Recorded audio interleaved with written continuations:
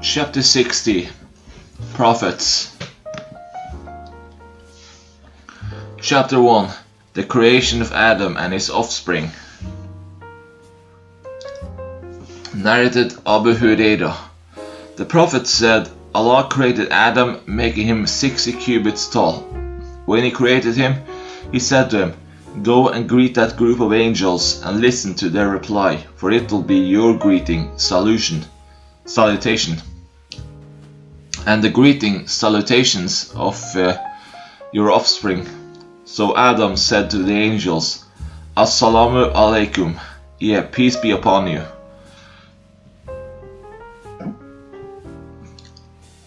The angel said, Assalamu alayka wa rahmatu lahi, and peace and Allah's mercy be upon you. Thus the angels added to Adam's salutation the expression wa rahmatu lahi.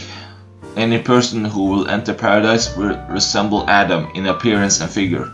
People have been decreasing in stature since Adam's creation. Narrated Abu Hurairah. Allah's Messenger said, The first group of people who will enter paradise will be glittering like the full moon, and those who will follow them will glitter like the most brilliant star in the sky. They will not urinate, relieve nature, spit, or have any nasal secretions. Their combs will be of gold, and their sweat will smell like musk. The aloes wood will be used in their centers. Their wives will be houris. All of them will look alike and will resemble their father Adam in stature, 60 cubits tall. Narrated Zainab bint Abi Salama. Salama said, Sulaim said, O Allah's Messenger, Allah does not refrain from saying the truth. Is it obligatory for a woman to take a bath after she gets nocturnal discharge? He said, yes, if she notices the water, discharge. Salama smiled and said, does a woman get discharge? Allah's Apostle said, then why does a child resemble its mother? Narrated Anas. When Abdullah bin Salam heard the arrival of the Prophet at Medina, he came to him and said, I am going to ask you about 3 things which nobody knows except a prophet. What is the first portent of the hour? What will be the first meal taken by the people of paradise? Why does a child resemble its father? And why does it resemble its maternal uncle? Allah's Messenger said, Gabriel has just now told me of their answers. Abdullah said, He, Gabriel, from amongst all the angels, is the enemy of the Jews.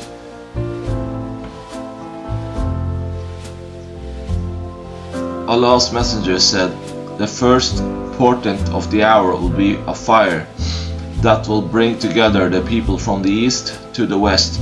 The first meal of the people of paradise will be extra coated lobe of fish liver.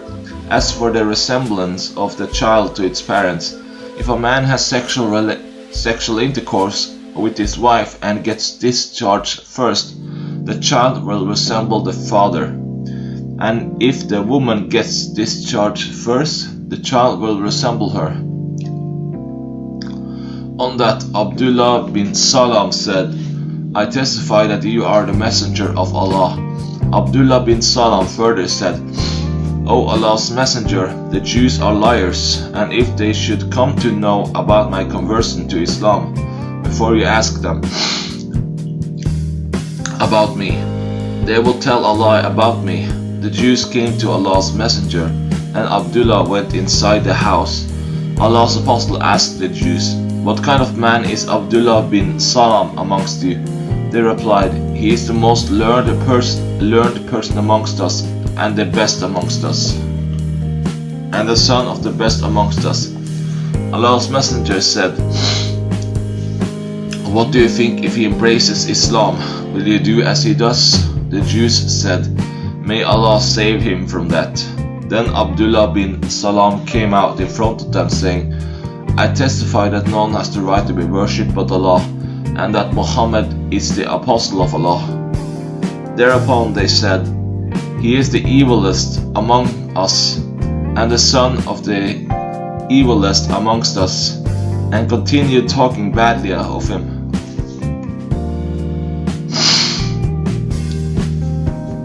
Narrated Abu Hurairah. The Prophet said, but for the Israelis meat would not decay, and but for Eve wives would never betray their husbands. Narrated Abu Hurairah. Allah's apostle said, treat woman nicely, for a woman is created from a rib, and the most curved portion of the rib is its upper portion. So if you should try to straighten it, it will break, but if you leave it as it is, it will remain crooked. So treat woman nicely. Narrated Abdullah. Allah's messenger, the true and truly inspired, said, as regards your creation, every one of you is collected in the womb of his mother for the first 40 days, and then he becomes a clot for another 40 days, and then a piece of flesh for another 40 days. Then Allah sends an angel to write 4 items. He writes his deeds, time of his death, means of his livelihood, and whether he will be wretched or blessed in religion. Then the soul is breathed into his body. So a man may do deeds characteristic of the people of the hellfire, so much so that there is only the distance of a cubit between him and it. And then what has been written by the angel surpasses, and so he starts doing deeds characteristic of the people of paradise and enters paradise. Similarly, a person may do deeds characteristic of the people of paradise, so much so that there is only the distance of a cubit between him and it, and then what has been written by the angel surpasses, and he starts doing the deeds of the people of the hellfire and enters the hellfire. Narrated Anas bin Malik.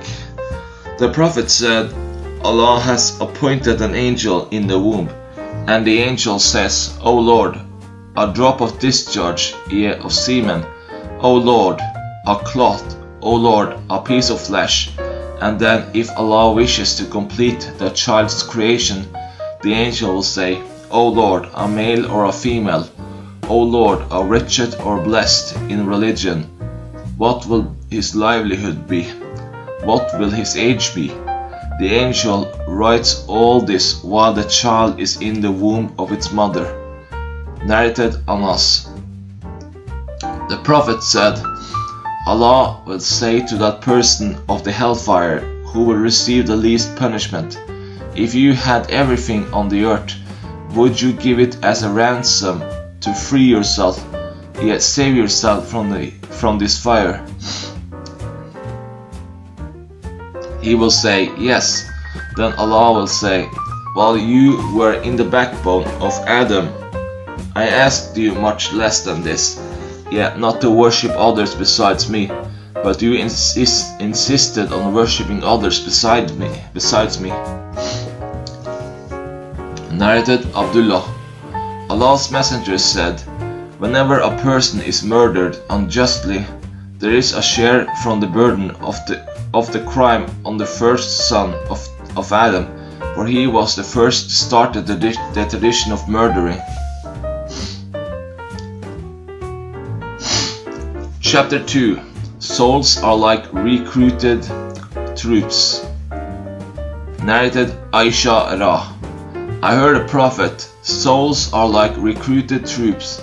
Those who are like qualities are inclined to each other, but those who have dissimilar qualities differ. Chapter 3. The statement of Allah Azza wa Jal, and indeed we sent Nuh to his people. Narrated Ibn Umar. Once Allah's messenger stood amongst the people, glorified and praised Allah as he deserved, and then mentioned the Dajjal, saying, I warn you against him, the Dajjal. And there was no prophet but warned his nation against him. No doubt Noah warned his nation against him, but I tell you about him something of which no prophet told this nation before me. You should know that he is one-eyed, and Allah is not one-eyed. Narrated Abu Huraira. Allah's messenger said, Shall I not tell you about the Dajjal, a story of which no prophet told this nation? The Dajjal is one-eyed and will bring with him what will resemble hell and paradise,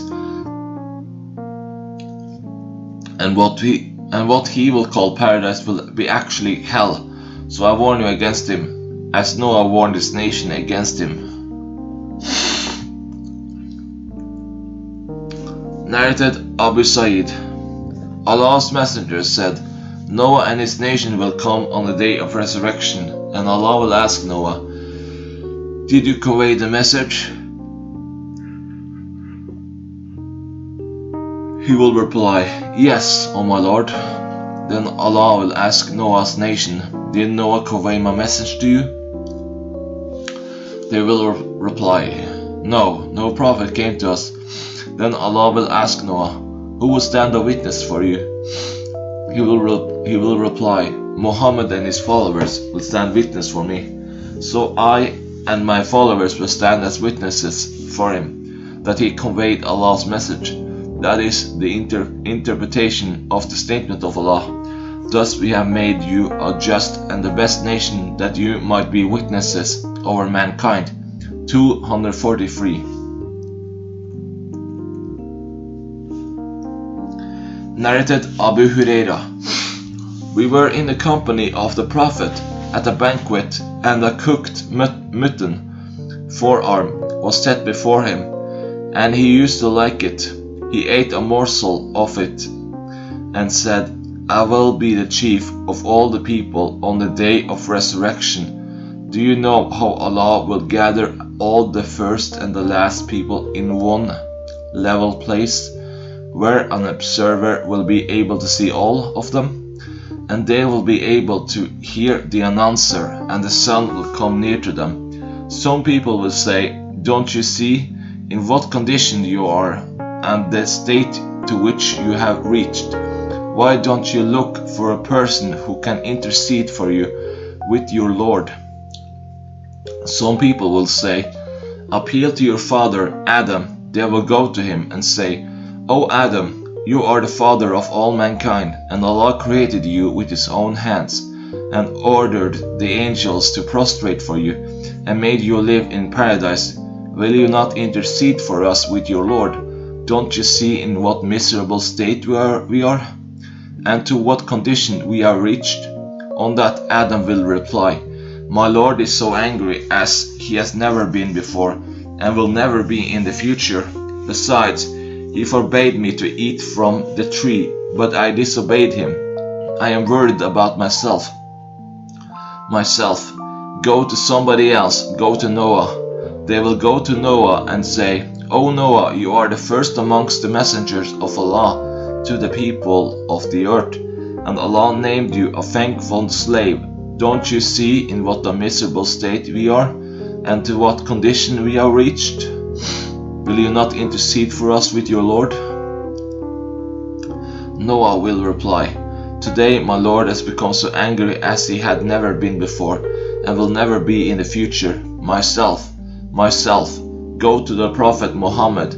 The people will come to me, and I will prostrate myself underneath Allah's throne. Then I will be addressed, O Muhammad, raise your head, intercede, for your intercession will be accepted, and ask for anything, for you will be given. Narrated Abdullah. Allah's messenger recited the following verse in the usual tone, Fahal min Muddal Kir, 54:15.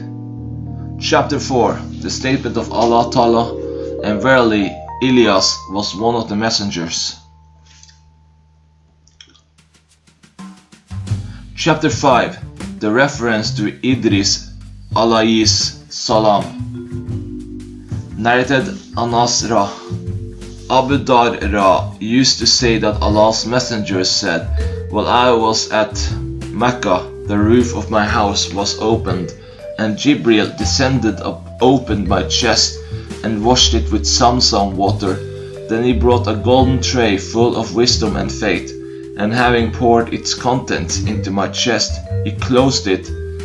Then he took my hand and ascended with me to the heaven. When Jibril reached the nearest heaven, he said to the gatekeeper of the heaven, "Open the gate." The gatekeeper asked, "Who is it?" Jibril answered, "Jibril."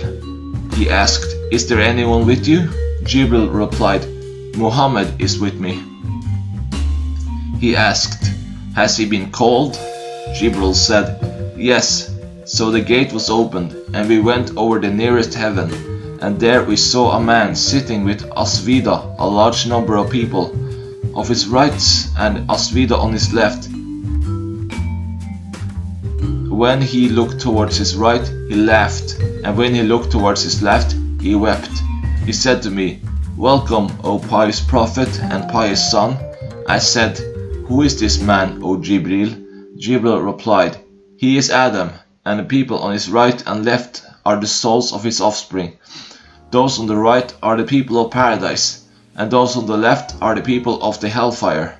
So when he looks to the right, he laughs, and when he looks to the left, he weeps."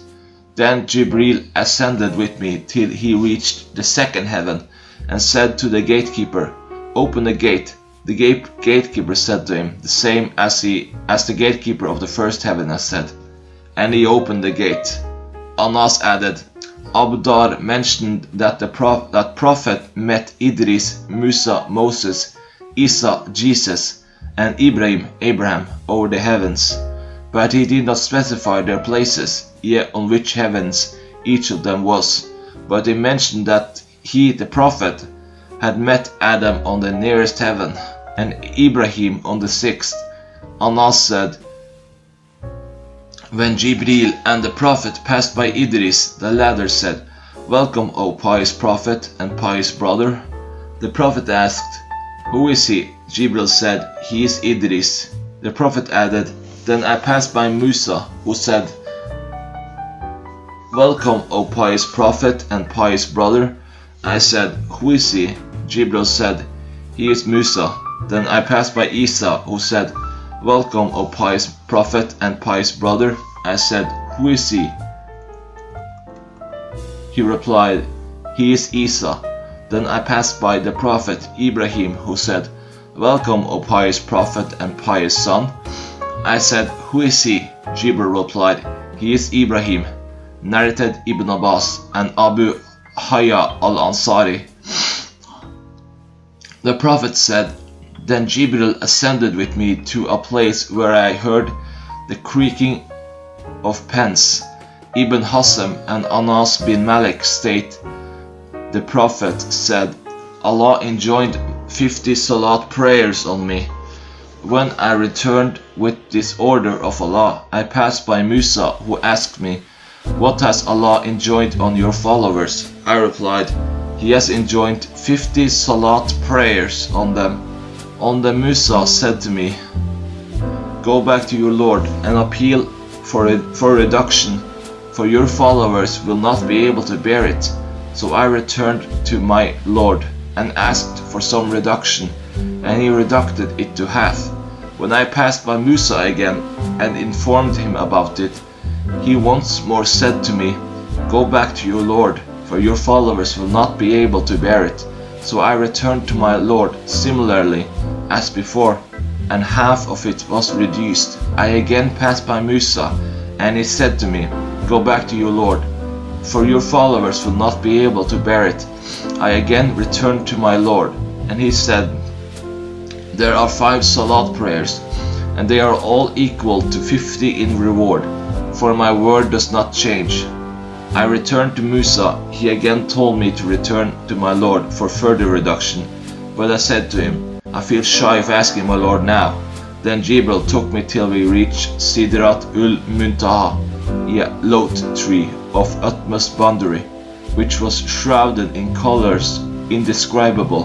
Then I was admitted into paradise, where I found small tents made of pearls, and its earth was musk, a kind of perfume. Chapter 6. The statement of Allah Ta'ala, and to add people we sent their brotherhood. Narrated Ibn Abbas. The Prophet said, I have been made victorious with Asaba, an easterly wind, and the people of Ad were destroyed by Ad-Dabur, a westerly wind. Narrated Abu Sa'id. Ali sent a piece of gold to the Prophet, who distributed it among 4 persons: Al-Aqra bin Abis, Al-Hansali from the tribe of Mujashi, Uyayna bin Badr al-Fasari, Sayd al-Tai, who belonged to the tribe of Bani Naban, and Al-Qama bin Ulata al-Amir, who belonged to the tribe of Bani Kilab. So the Quraysh and the Ansar became angry and said, He, the Prophet, gives the chief of Najd and does not give us. The Prophet said, I gave them so as to attract their hearts to Islam. Then a man with sunken eyes, prominent cheeks, a raised forehead, a thick beard, and a shaken head came in front of the Prophet and said, Be afraid of Allah, O Muhammad. The Prophet said, Who would obey Allah if I disobeyed him? Is it fair that Allah has trusted all the people of the earth to me while you do not trust him? You do not trust me? Somebody who I think was Khalid bin al-Walid requested the Prophet to let him chop that man's head off, but he prevented him. When the man left, the Prophet said, Among the offspring of this man will be some who will recite the Quran, but the Quran will not reach beyond their throats. Yet they will recite like parrots, and will not understand it nor act on it, and they will renegade from their religion as an arrow goes through the game's body. They will kill the Muslims, but will not disturb the idolaters. If I should live up to their time, I will kill them as the people of Ad were killed. I will kill all of them. Narrated Abdullah. I heard a Prophet reciting Fahal min Mudakir. See Hadith number 557. Chapter 7. The story of Gog and Magog. Chapter 8. The statement of Allah Ta'ala, and Allah did take Ibrahim as a Khalil. Chapter 9. And Allah's statement, hastening. Chapter 10. Chapter 11. Allah's statement, and tell them about the guests of Ibrahim. Chapter 12. The statement of Allah Ta'ala, and mentioned in the book Ismail. Chapter 13. The story of Isaac, alayhis salam. Chapter 14. Or were you witnesses when death approached? Jacob. Chapter 15. And remember Lot. Chapter 16. Then when the messengers came unto the family of Lot. Chapter 17. The statement of Allah Ta'ala, and to Thamud people we sent their brother Salih. And narrated Abdullah bin Sama. I heard a Prophet, while referring to the person who had cut the legs of the she-camel of the Prophet Salih, saying, The man who was appointed for doing this job was a man of honor and power in his nation, like Abu Sama. Narrated Ibn Umar.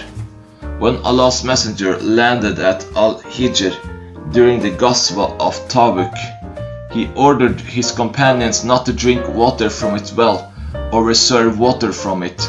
They said, We have already kneaded the dough with its water, and also filled our bags with its water.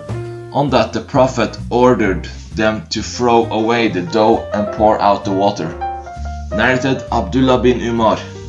The people landed at the land of Tamud, called Al-Hijr, along with Allah's messenger, and they took water from its well for drinking and kneading the dough with it as well. When Allah's messenger heard about it, he ordered them to pour out the water they had taken from its wells and feed the camels with the dough, and ordered them to take water from the well, whence the she-camel of Prophet Salih used to drink.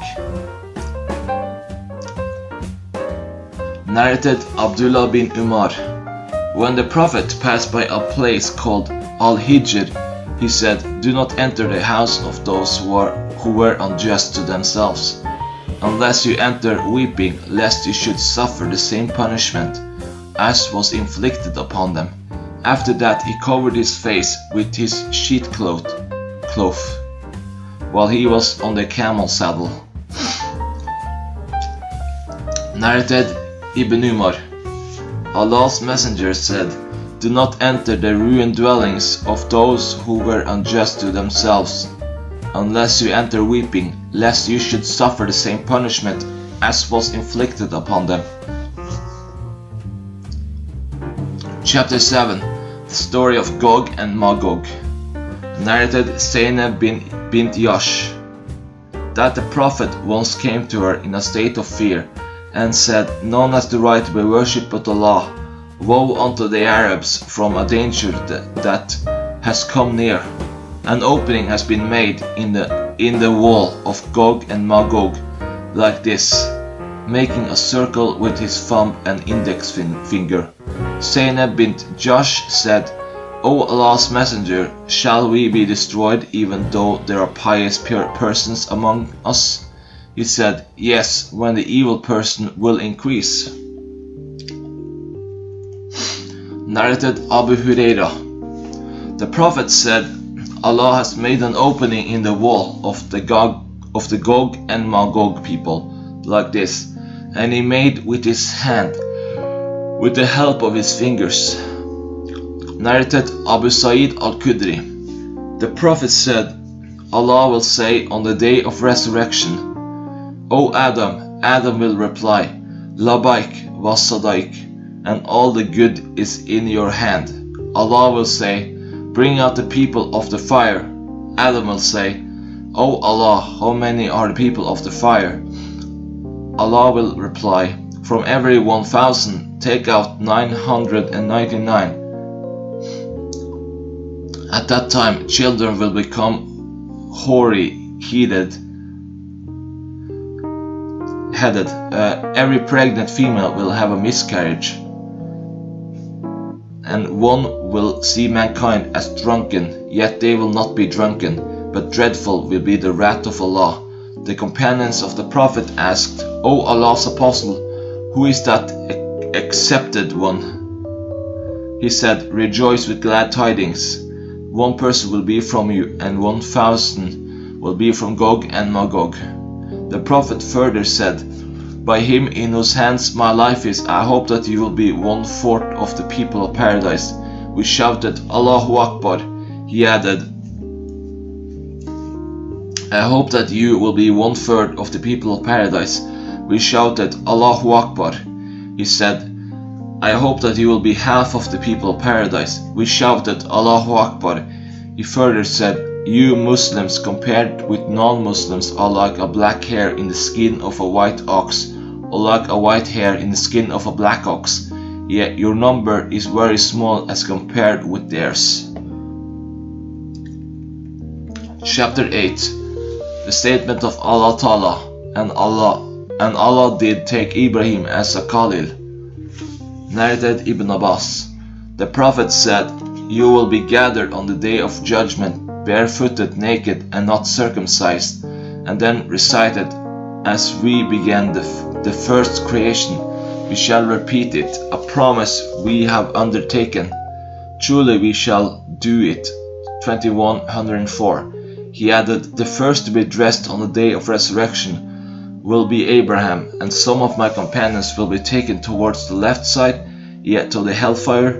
And I will say, my companions, it will be said, they renegade from Islam after you left them. Then I will say, as the pious slave of Allah, Jesus said, and I was a witness over them while I dwelt amongst them. When you took me up, you were the watcher over them, and you are a witness to all things. If you punish them, they are your slaves, and if you forgive them, verily, only you are the Almighty, the All-Wise." 520-121. Narrated Abu Huraira. The Prophet said, "On the day of resurrection, Abraham will meet his father, Asar, whose face will be dark and covered with dust.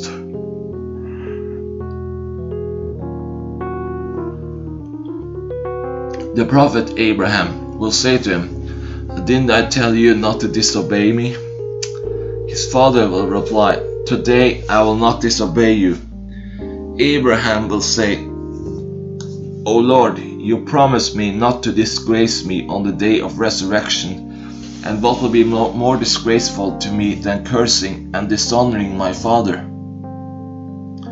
Then Allah will say to him, 'I have forbidden paradise for the disbelievers.' Then he will be addressed, 'O Abraham, look what is underneath your feet.' He will look, and there he will see a dove, an animal, blood-stained, which will be caught by the legs and thrown in the hellfire."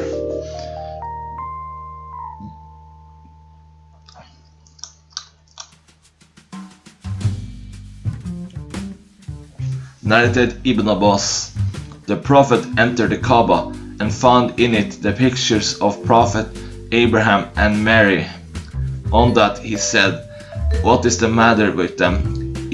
Quraysh, they have already heard that angels do not enter a house in which there are pictures, yet this is the picture of Abraham, and why is he depicted as practicing divination by Arabs?" Narrated Ibn Abbas.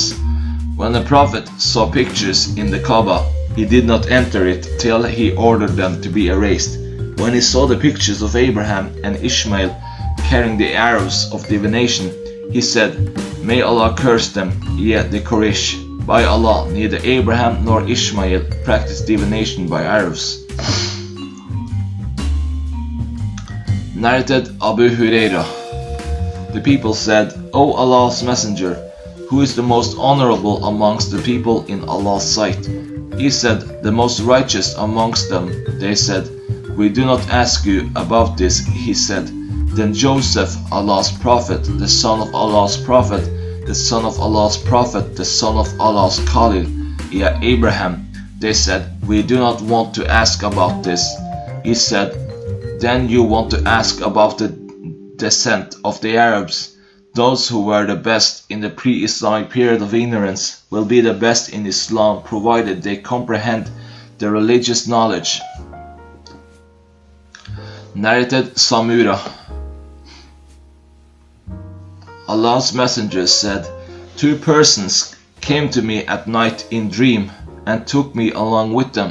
We passed by a tall man who was so tall that I was not able to see his head, and that person was Abraham." Narrated Mujahid. That when the people mentioned before Ibn Abbas that the Dajjal would have the word kafir, unbeliever, or the letters kafir, the root of the Arabic word disbelieve, written on his forehead, I heard Ibn Abbas saying, "I did not hear this, but the Prophet said, if you want to see Abraham, then look at your companion, the Prophet. But Moses was a curly-haired brown man who used to ride a red camel, the reins of which was made of fires of date palms, as if I were now looking down a valley."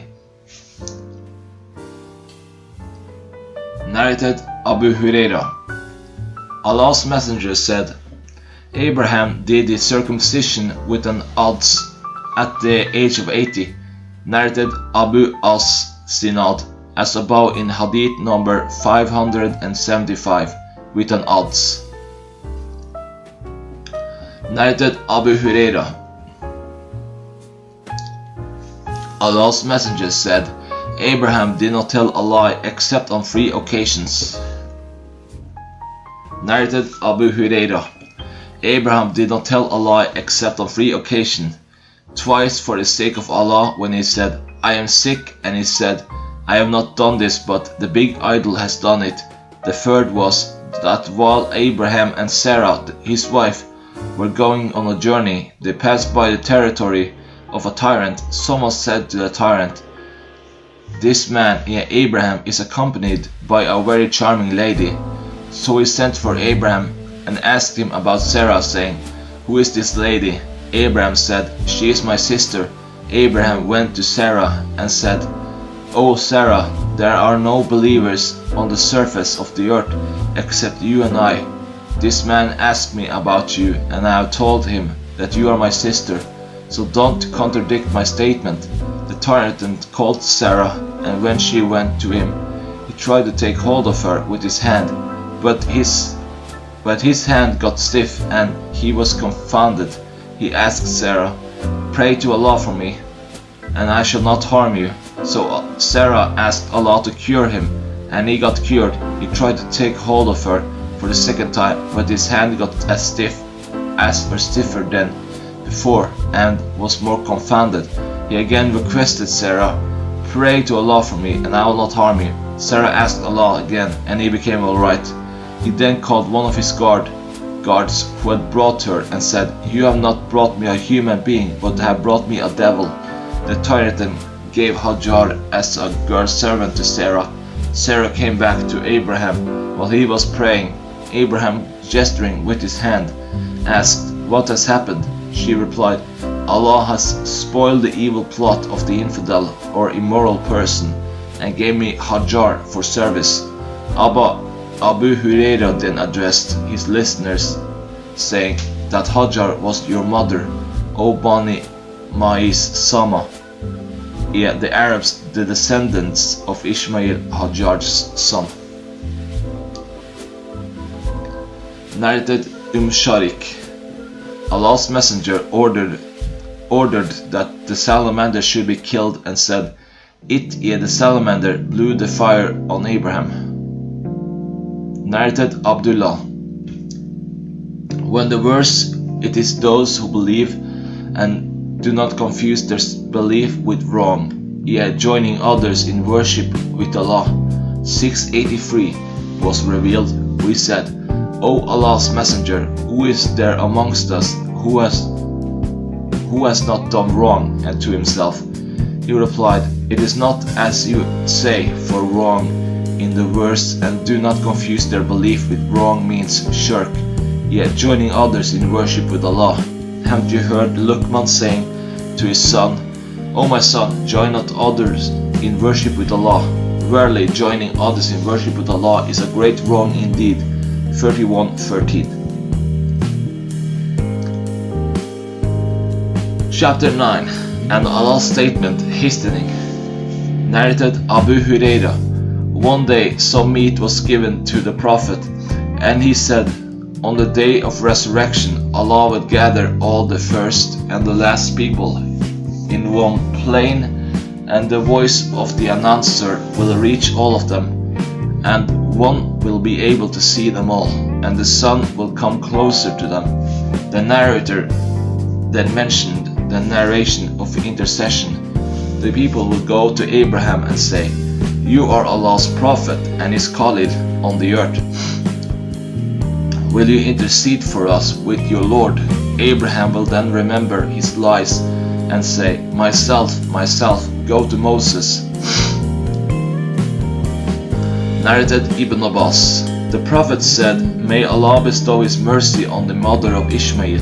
Had she not hastened to fill her water skin with water from the Zamzam well, Zamzam would have been a stream flowing on the surface of the earth. Ibn Abbas further added, the Prophet Abraham brought Ishmael and his mother to Mecca, and she was suckling Ishmael, and she had a water skin with her. Narrated Ibn Abbas. The first lady to use a girdle was the mother of Ishmael. She used the girdle so that she might hide her tracks from Sarah. Abraham brought her and her son Ishmael while she was suckling him to a place near the Kaaba under a tree, on the spot of Samsam, at the highest place in the mosque. During those days there was nobody in Mecca, nor was there any water, so he made them sit over there and placed near them a leather bag containing some dates and a small water skin containing some water, and set out homeward. Ishmael's mother followed him, saying, "O Abraham, where are you going? Leaving us in this valley, where there is no person whose company we may enjoy, nor is there anything to enjoy." She repeated that to him many times, but he did not look back at her. Then she asked him, "Has Allah ordered you to do so?" He said, "Yes." She said, "Then he will not neglect us," and returned while Abraham proceeded onwards. And on reaching the Taniyah, where they could not see him, he faced the Kaaba, and raising both hands, invoked Allah, saying the following prayers: "O our Lord, I have made some of my offspring dwell in a valley without cultivation by your sacred house Kaaba at Mecca, in order, O our Lord, that they may offer prayer perfectly. So fill some hearts among men with love towards them, and O Allah, provide them with fruits, so that they may give thanks." 14:37. Ishmael's mother went on suckling Ishmael and drinking from the water she had. When the water in the water skin had all been used up, she became thirsty, and her child also became thirsty. She started looking at him, Ishmael, tossing in agony. She left him, for she could not endure looking at him, and found that the mountain of Safa was the nearest mountain to her on that land. She stood on it and started looking at the valley keenly, so that she might see somebody, but she could not see anybody. Then she descended from Safa, and when she reached the valley, she tucked up her robe and ran in the valley, like a person in distress and trouble, till she crossed the valley and reached the Marwa mountain, where she stood and started looking, expecting to see somebody, but she could not see anybody. She repeated that running between Safa and Marwa 7 times. The Prophet said, "This is the source of the tradition of the walking of people between them, yet Safa and Marwa." When she reached the Marwa for the last time, she heard a voice, and she asked herself to be quiet and listened attentively. She heard the voice again and said, "Oh, whoever you may be, you have made me hear your voice. Have you got something to help me?" And behold, she saw an angel at the place of Samsam, digging the earth with his heel or his wing, till water flowed from that place. She started to make something like a basin around it, using her hand in this way, and started filling her water skin with water with her hands, and the water was flowing out after she had scooped some of it. The Prophet added, "May Allah bestow mercy on Ishmael's mother. Had she let the Samsam flow without trying to control it, or had she not scooped from that water to fill her water skin, Samsam would have been a stream flowing on the surface of the earth." The Prophet further added, "Then she drank water and suckled her child. The angel said to her, 'Don't be afraid of being neglected, for this is the house of Allah, which will be built by this boy and his father, and Allah never neglects his people.' The house Kaaba at that time was on a high place, resembling a hillock, and when torrents came, they flowed to its right and left. She lived in that way till some people from the tribe of Judim or a family from Judah passed by her and her child. As they, the Judean people, were coming through the way of Qada, they landed in the lower part of Mecca, where they saw a bird that had the habit of flying around water and not leaving it. They said, "This bird must be flying around water, though we know that there is no water in this valley."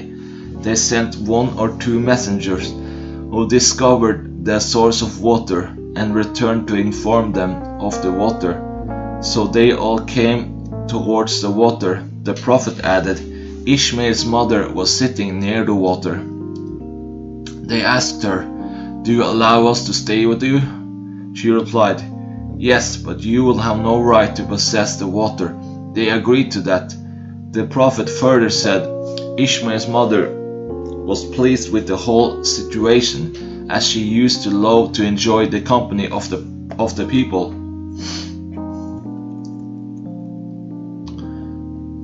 So they settled there, and later on they sent for their families who came and settled with them, so that some families became permanent residents there. The child Ishmael grew up and learned Arabic from them, and his virtues caused them to love and admire him as he grew up. And when he reached the age of puberty, they made him marry a woman from amongst them after Ishmael's mother had died. Abraham came after Ishmael's marriage in order to see his family that he had left before, but he did not find Ishmael there. When he asked Ishmael's wife about him, she replied, "He has gone in search of our livelihood." Then he asked her about their way of living and their condition, and she replied, We are living in misery, we are living in hardship and destitution." Complaining to him, he said, "When your husband returns, convey my salutation to him, and tell him to change the threshold of the gate of his house." When Ishmael came, he seemed to have felt something unusual, so he asked his wife, "Has anyone visited you?" She replied, "Yes, an old man of so description came and asked me about you, and I informed him, and he asked about our state of living, and I told him that we were living in a hardship and poverty." On that Ishmael said, "Did he advise you anything?" He replied, "Yes, he told me to convey his salutation to you, and to tell you to change the threshold of your gate." Ishmael said, "It was my father, and he has ordered me to divorce you. Go back to your family." So Ishmael divorced her and married another woman from amongst them, Judah. Then Abraham stayed away from them for a period as long as Allah wished, and called on them again, but did not find Ishmael. So he came to Ishmael's wife and asked her about Ishmael. She said, "He has gone in search of our livelihood." Abraham asked her, How are you getting on?" asking her about their sustenance and living. She replied, "We are prosperous and well off, yet we have everything in abundance." Then she thanked Allah. Abraham said, "What kind of food do you eat?" She said, "Meat." He said, "What do you drink?" She said, "Water." He said, "Oh Allah, bless their meat and water." The Prophet added, At that time they did not have grain, and if they had grain, he would have also invoked Allah to bless it. The Prophet added, "If somebody has only these 2 things as his sustenance, his health and disposition will be badly affected, unless he lives in Mecca."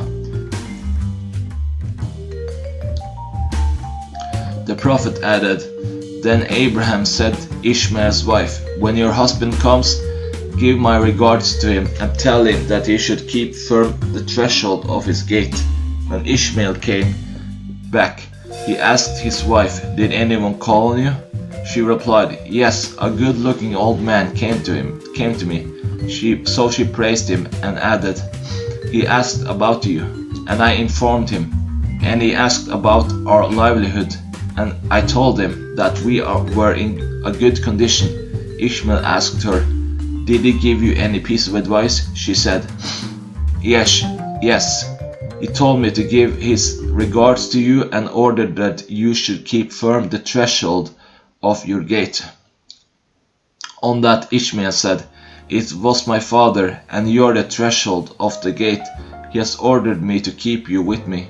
Then Abraham stayed away from them for a period as long as Allah wished, and called on them afterwards. He saw Ishmael under a tree near Samsam, sharpening his arrows.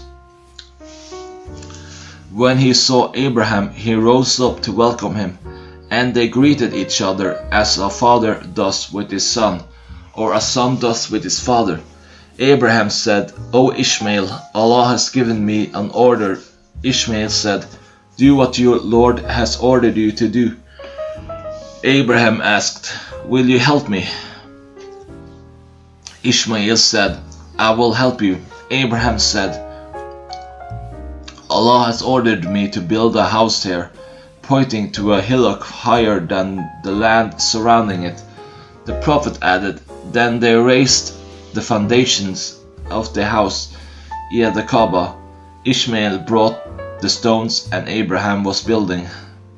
And when the walls became high, Ishmael brought the stone and put it for Abraham, who stood over it, and carried on building, while Ishmael was handing him the stones.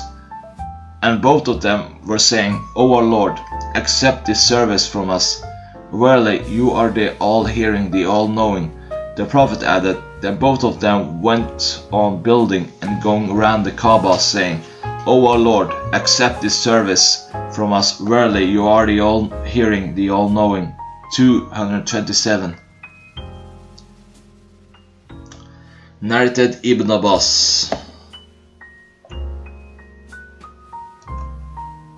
When Abraham had differences with his wife because of her jealousy of Hajar, Ishmael's mother, he took Ishmael and his mother and went away. They had a water skin with them containing some water. Ishmael's mother used to drink water from the water skin so that her milk would increase for her child. When Abraham reached Mecca, he made her sit under a tree and afterwards returned home. Ishmael's mother followed him, and when they reached Kaaba, she called him from behind, "O Abraham, to whom are you leaving us?" He replied, "I am leaving you to Allah's care." She said, "I am satisfied to be with Allah." She returned to her place and started drinking water from the water skin, and her milk increased for her child. When the water had all been used up, she said to herself, "I'd better go and look so that I may see somebody." She ascended the Safa mountain and looked, hoping to see somebody, but in vain. When she came down to the valley, she ran till she reached the Marwa mountain. She ran to and fro between the two mountains many times. She said to herself, "I'd better go and see the state of the child." She went and found it in a state of one on the point of dying. She could not endure to watch it dying and said to herself, "If I go and look, I may find somebody." She went and ascended the Safa mountain and looked for a long while but could not find anybody. Thus she completed 7 rounds of running between Safa and Marwa. Again she said to herself, "I'd better go back and see the state of the child." But suddenly she heard a voice, and she said to that strange voice, "Help us if you can offer any help." Lo, it was Gabriel who had made the voice. Gabriel hit the earth with his heel. Like this, Ibn Abbas hit the earth with his heel to illustrate it. And so the water gushed out. Ishmael's mother was astonished and started digging. Abu al-Qasim, the Prophet said, if she had left the water flow naturally without her intervention, it would have been flowing on the surface of the earth. Ishmael's mother started drinking from the water, and her milk increased for her child. Afterwards, some people of the tribe of Jurim, while passing through the bottom of the valley, saw some birds, and that astonished them, and they said, "Birds can only be found at a place where there is water." They sent a messenger who searched the place and found the water and returned to inform them about it. Then they all went to her and said, "O Ishmael's mother, will you allow us to be with you, or dwell with you?" And thus they stayed there. Later on her boy reached the age of puberty and married a lady from them. Then an idea occurred to Abraham, which he disclosed to his wife Sarah. "I want to call on my dependents." I left at Mecca. When he went there, he greeted Ishmael's wife and said, "Where is Ishmael?" She replied, "He has gone out hunting." Abraham said to her, When he comes, tell him to change the threshold of his gate." When he came, she told him the same, whereupon Ishmael said to her, "You are the threshold, so go to your family, you are divorced." Again Abram thought of visiting his dependents, whom he had left at Mecca, and he told his wife Sarah of his intentions. Abraham came to Ishmael's house and asked, "Where is Ishmael?" Ishmael's wife replied, "He has gone out hunting," and added, "Will you stay for some time and have something to eat and drink?" Abraham asked, "What is your food and what is your drink?" She replied, "Our food is meat and our drink is water." He said, "O Allah, bless their meals and their drink." Abu al-Qasim, he a prophet, said, "Because of Abraham's invocation, there are blessings in Mecca." Once more Abraham thought of visiting his family he had left at Mecca, so he told his wife Sarah of his decision. He went and found Ishmael behind the Zamzam well, mending his arrows. He said, "O Ishmael, your Lord has ordered me to build a house for him." Ishmael said, "Obey the order of your Lord." Abraham said, "Allah has ordered me that you should help me therein." Ishmael said, "Then I will do." So both of them rose and Abraham started building the Kaaba, while Ishmael went on handing him the stones. And both of them were saying, "O our Lord, accept this service from us. Verily, you are the all-hearing, the all-knowing." 227. When the building became high and the old man Abraham could no longer lift the stones to such a high position, he stood over the stone of Al-Maqam, and Ishmael carried on handing him the stones. And both of them were saying, "O our Lord, accept this service from us. Verily, you are all-hearing, all-knowing." 227.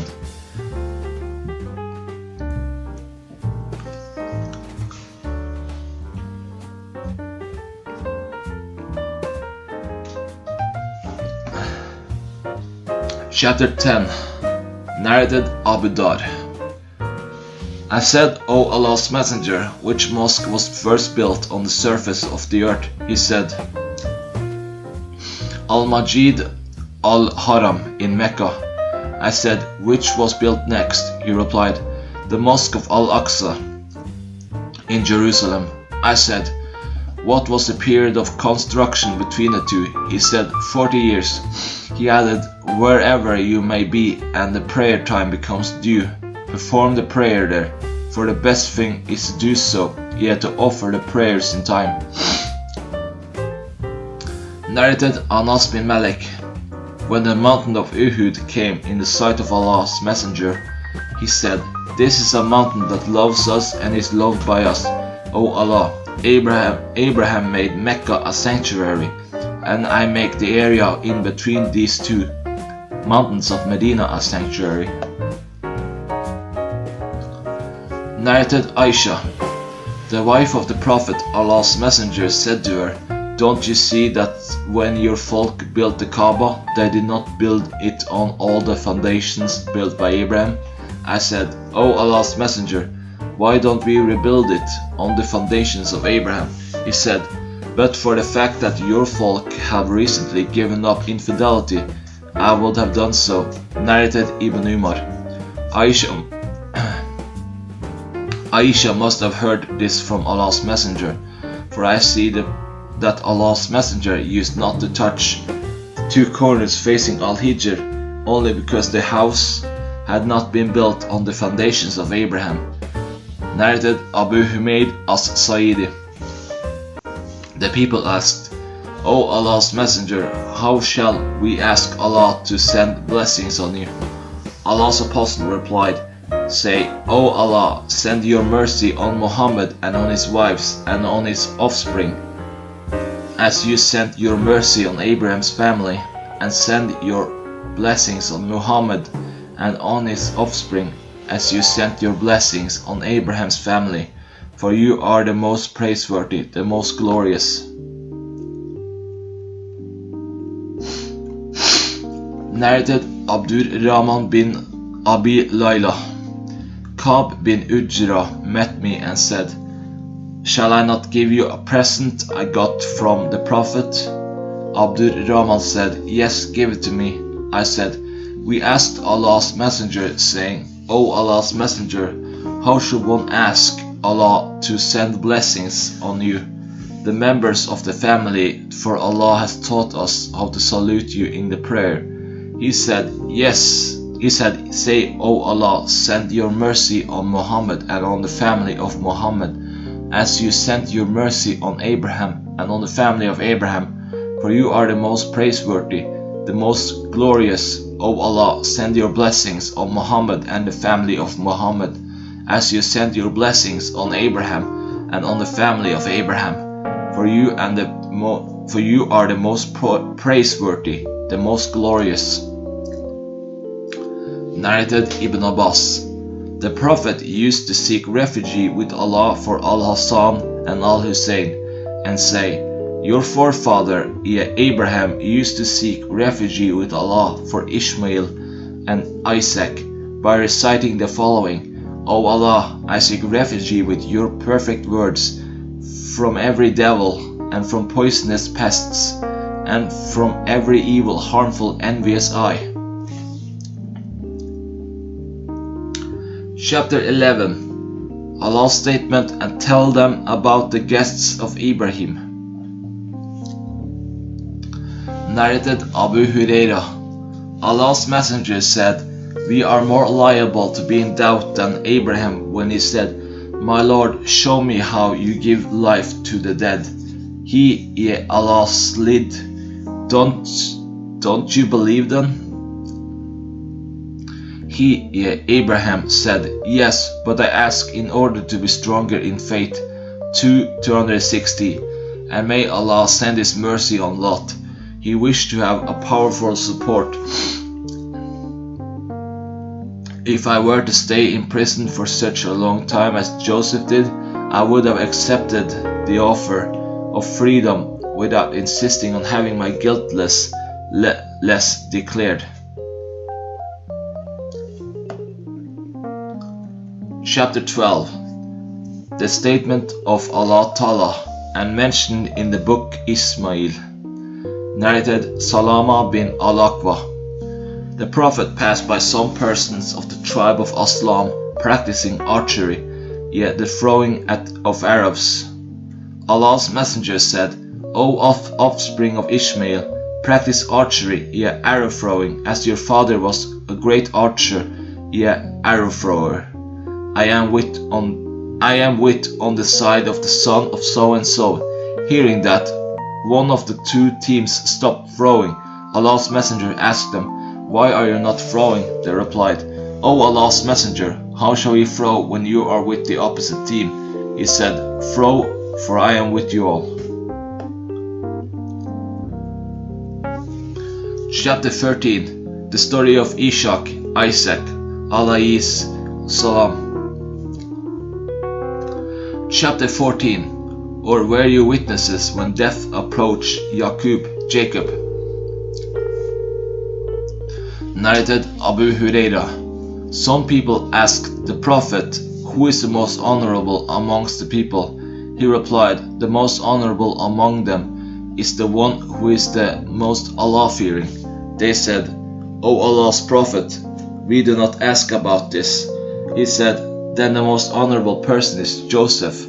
Allah's Prophet the son of Allah's prophet, the son of Allah's prophet, the son of Allah's Khalil. They said, we did not ask about this. He said, then you want to ask me about the Arabs' descent? They said, yes. He said, those who were best in pre-Islamic period are the best in Islam, if they comprehend the religious knowledge. Chapter 15. And remember Lot. Narrated Abu Huraira. The Prophet said, may Allah forgive Lot, he wanted to have a powerful support. Chapter 16. Then when the messengers came unto the family of Lot, narrated Abdullah, the Prophet recited Hal min Mudakir 54:15. Is there any that will remember and avoid evil? Chapter 17. The statement of Allah Ta'ala, and to Thamud people we sent their brother Salih. Chapter 18. Or were you witnesses when death approached? Jacob, narrated Ibn Umar. The Prophet said, the honorable is the son of the honorable, the son the honorable. Yet Joseph, the son of Jacob, the son of Isaac, the son of Abraham. Chapter 19. The statement of Allah Ta'ala. Verily in Yusuf and his brethren there were ayats. Narrated Abu Huraira. Allah's messenger was asked, who is the most honorable amongst the people? He replied, the most Allah-fearing. The people said, we do not want to ask you about this. He said, the most honorable person is Joseph, Allah's prophet, the son of Allah's prophet, the son of Allah's prophet, the son of Allah's Khalil. The people said, we do not want to ask you about this. He said, then you want to ask me about the origins of the Arabs. People are of various origins. The best in the pre-Islamic period are the best in Islam, provided they comprehend their religious knowledge.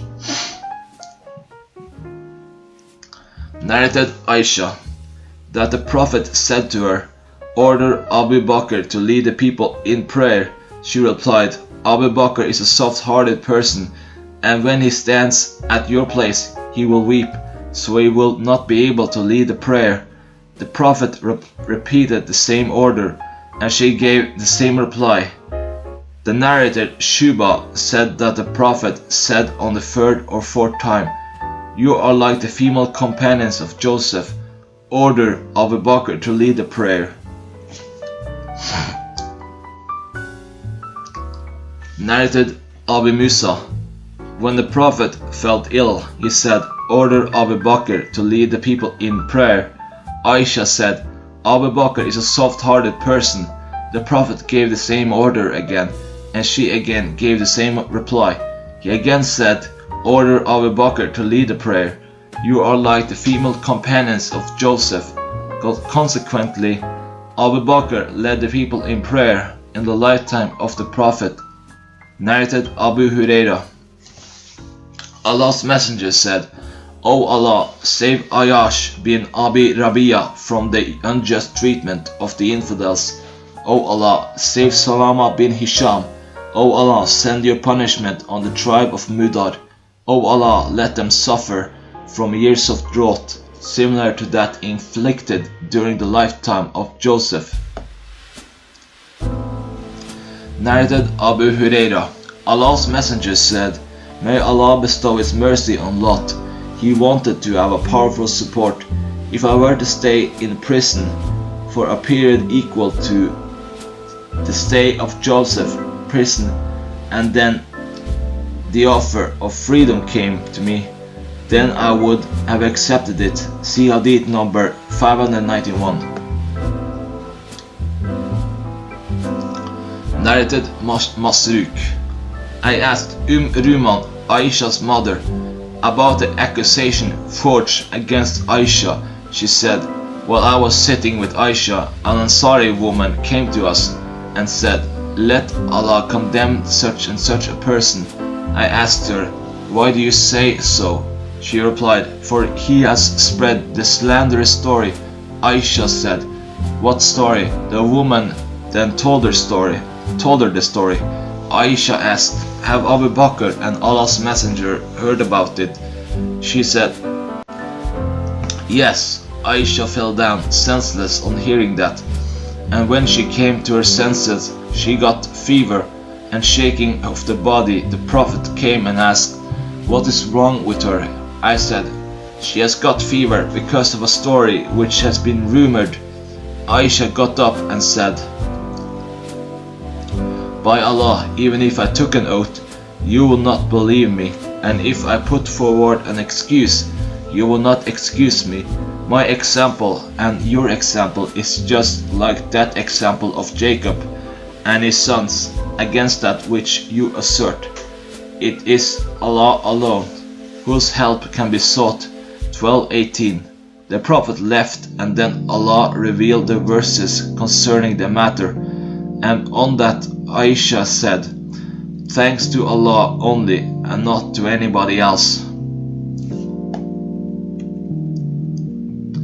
Narrated Urwa.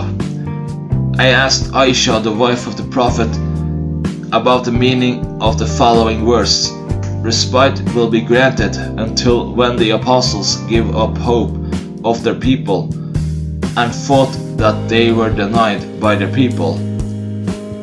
1210. Aisha replied, "Really, their nations did not believe them."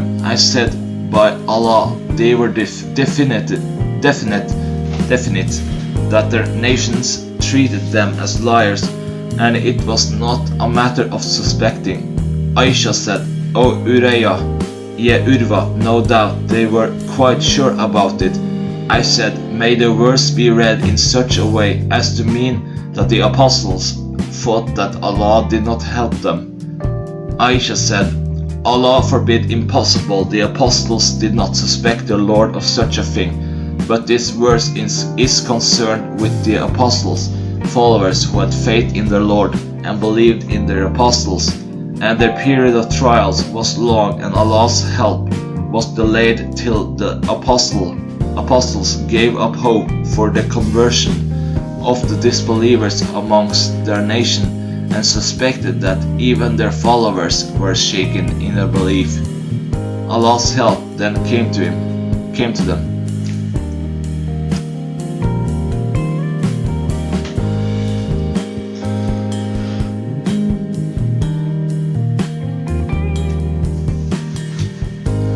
Narrated Ibn Umar.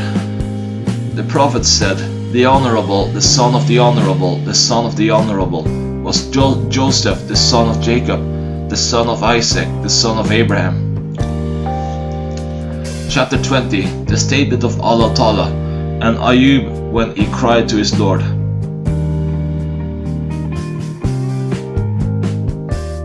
Narrated Abu Hurairah. The Prophet said, while Job was naked, taking a bath, a swarm of gold locusts fell on him, and he started collecting them in his garment. His Lord called him, "O Job, have I not made you rich enough to need what you see?" He said, "Yes, O Lord, but I cannot dispense with your blessing."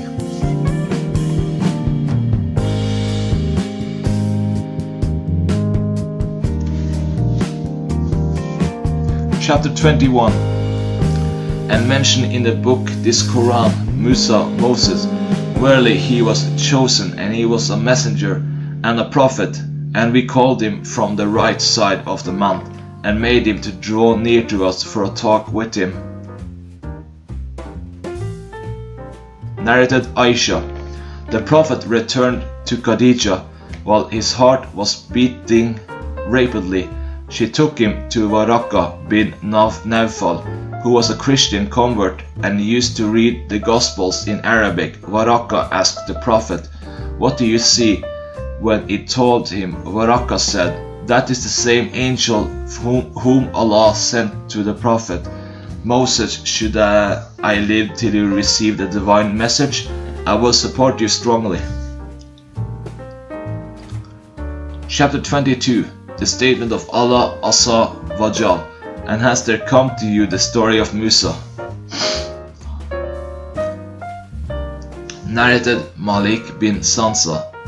Allah's messenger talked to his companions about his night journey to the heavens. When he reached the fifth heaven, he met Aaron. Gabriel said to the prophet, "This is Aaron." The prophet said, "Gabriel greeted, and so did I," and he returned the greeting, saying, "Welcome, O pious brother and pious prophet."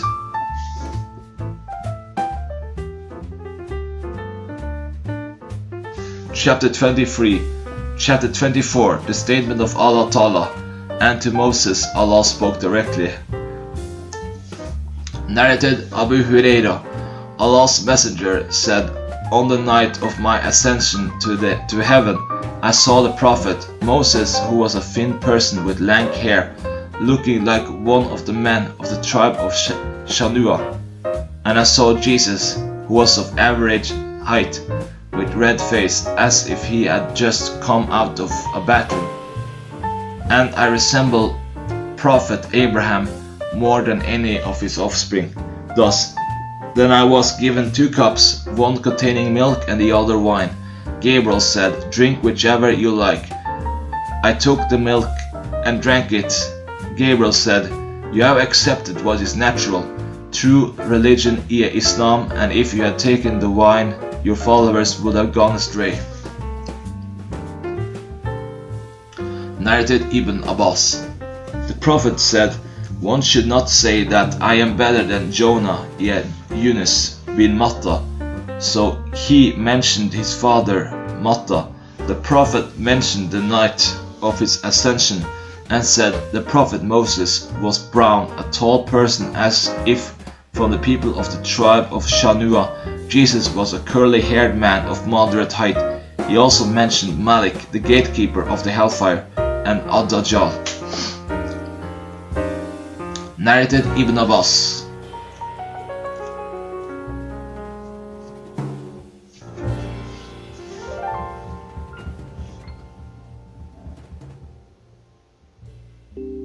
Narrated Ibn Abbas. When the Prophet came to Medina, he found the Jews fasting on the day of Ashura, yet 10th of Muharram. They used to say, "This is a great day on which Allah saved Moses and drowned the folk of Pharaoh." Moses observed the fast on this day as a sign of gratitude to Allah.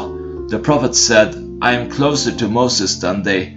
So he observed the fast on that day and ordered the Muslims to fast on it. Chapter 25. The statement of Allah Ta'ala. And we appointed for Musa 30 nights. Narrated Abu Sa'id.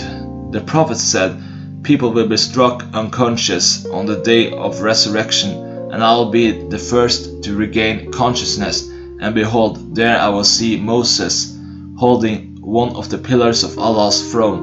I will wonder whether he has become conscious before me, or he has been exempted because of his unconsciousness at the Tur mountain which he received on the earth." Narrated Abu Huraira. The Prophet said, "Were it not for Bani Israel, meat would not decay, and were it not for Eve, no woman would ever betray her husband."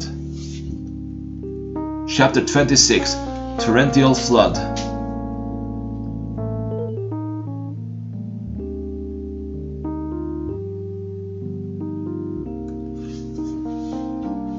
Chapter 27. The story of Al-Khidr with Moses alayhis salam. Narrated Ibn Abbas. That he differed with Al-Hur bin Qais al-Fasari. Regarding the companion of Moses, Ibn Abbas said that he was Al-Qadir. Meanwhile, Ubay bin Ka'b passed by them, and Ibn Abbas called him, saying, "My friend and I have differed regarding Moses' companion, whom Moses asked the way to meet. Have you heard Allah's messenger mentioning something about him?" He said, "Yes, I heard Allah's apostle saying, while Moses was sitting in the company of some Israelites, a man came and asked him, "Do you know anyone who is more learned than you?" Moses replied, "No." So Allah sent a divine inspiration to Moses. Yes, our slave Qadir is more learned than you." Moses asked how to meet him, Qadir. So the fish was made as a sign for him, and he was told that when the fish was lost, he should return and there he would meet him. So Moses went on looking for the sign of the fish in the sea. The servant boy of Moses said to him, "Do you know that when we were sitting by the side of the rock, I forgot the fish, and I was only Satan who made me forget to tell you about it?"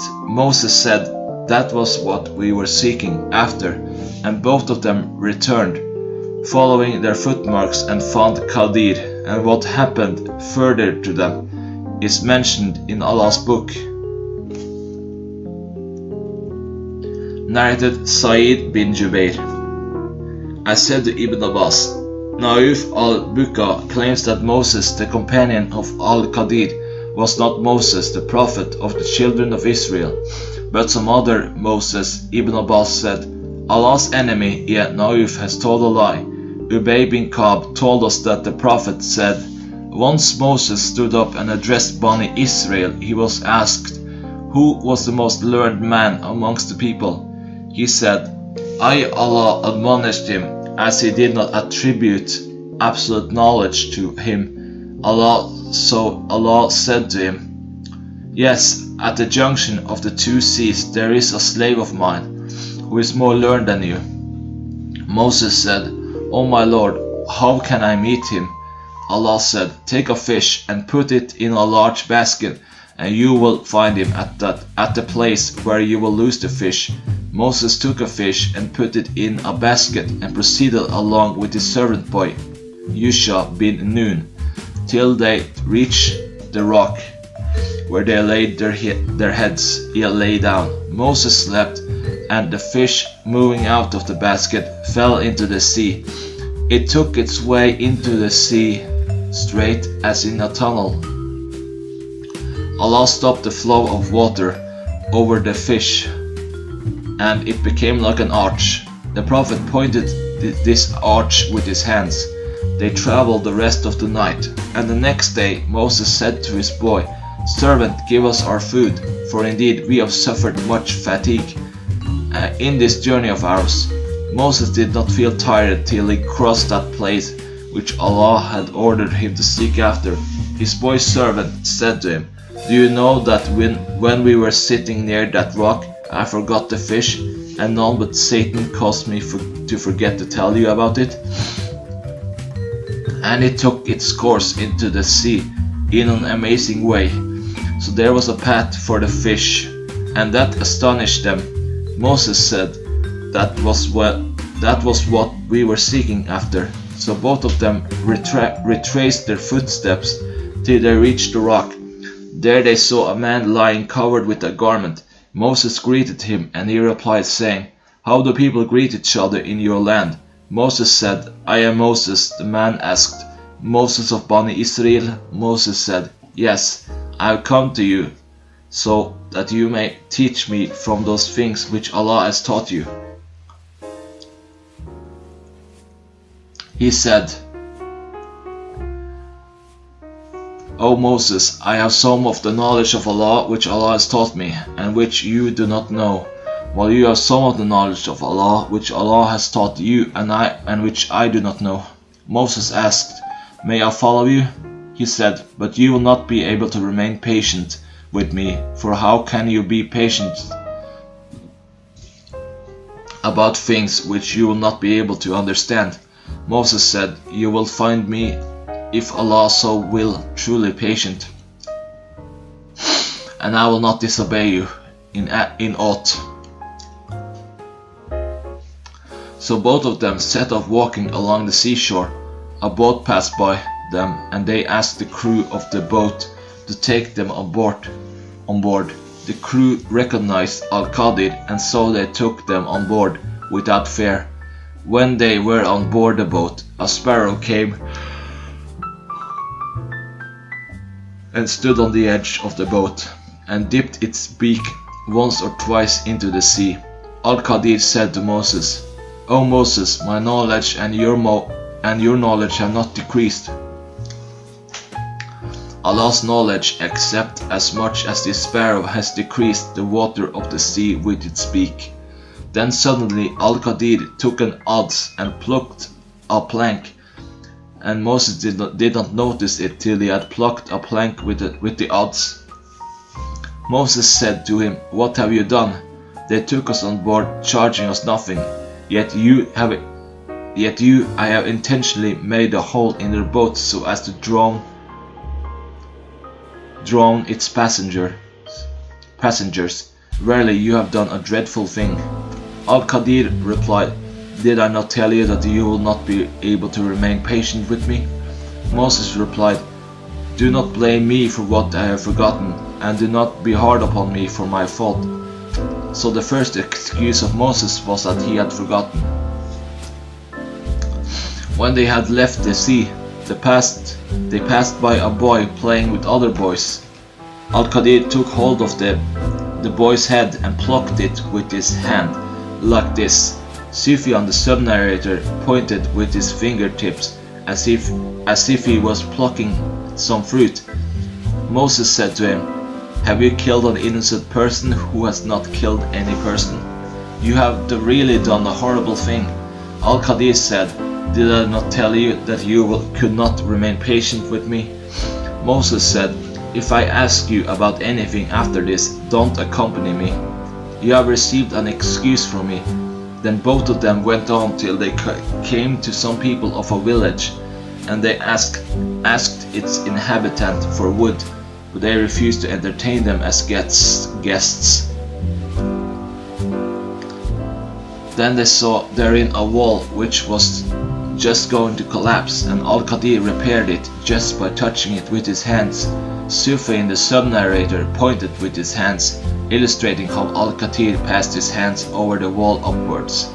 Moses said, "Those are the people whom we have called on, but they neither gave us food nor entertained us as guests, yet you have repaired their wall. If you had wished, you could have taken wages for it." Al-Qadir said, "This is the parting between you and me, and I shall tell you the explanation of those things on which you could not remain patient."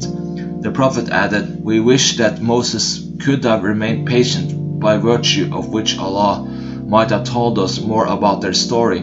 Sufyan, the sub-narrator, said that the Prophet said, "May Allah bestow His mercy on Moses.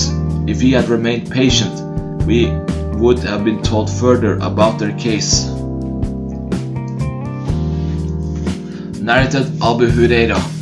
The Prophet said, Al-Qadir was named so because he sat over a barren white land. It turned green with plantation after his sitting over it. Chapter 28. Narrated Abu Hurairah. Allah's Messenger said, "It was said to Bani Israel, enter the gate of the town with humility, prostrating yourselves and saying repentance, but they changed the word and entered the town crawling on their buttocks and saying a wheat grain in the hair." Narrated Abu Hurairah. Allah's Messenger said, "The Prophet Moses was a shy person and he used to cover his body completely because of his extensive shyness. One of the children of Israel hurt him by saying, 'He covers his body in this way only because of some defect in his skin, either leprosy or scrotal hernia, or he has some other defect.' Allah wished to clear Moses of what they said about him. So one day, while Moses was in seclusion, he took off his clothes and put them on a stone and started taking a bath. When he had finished the bath, he moved towards his clothes so as to take them, but the stone took his clothes and fled. Moses picked up his stick and ran after the stone, saying, 'O stone, give me my garment,' till he reached a group of Bani Israel, who saw him naked then, and found him the best of what Allah had created, and Allah cleared him of what they had accused him of.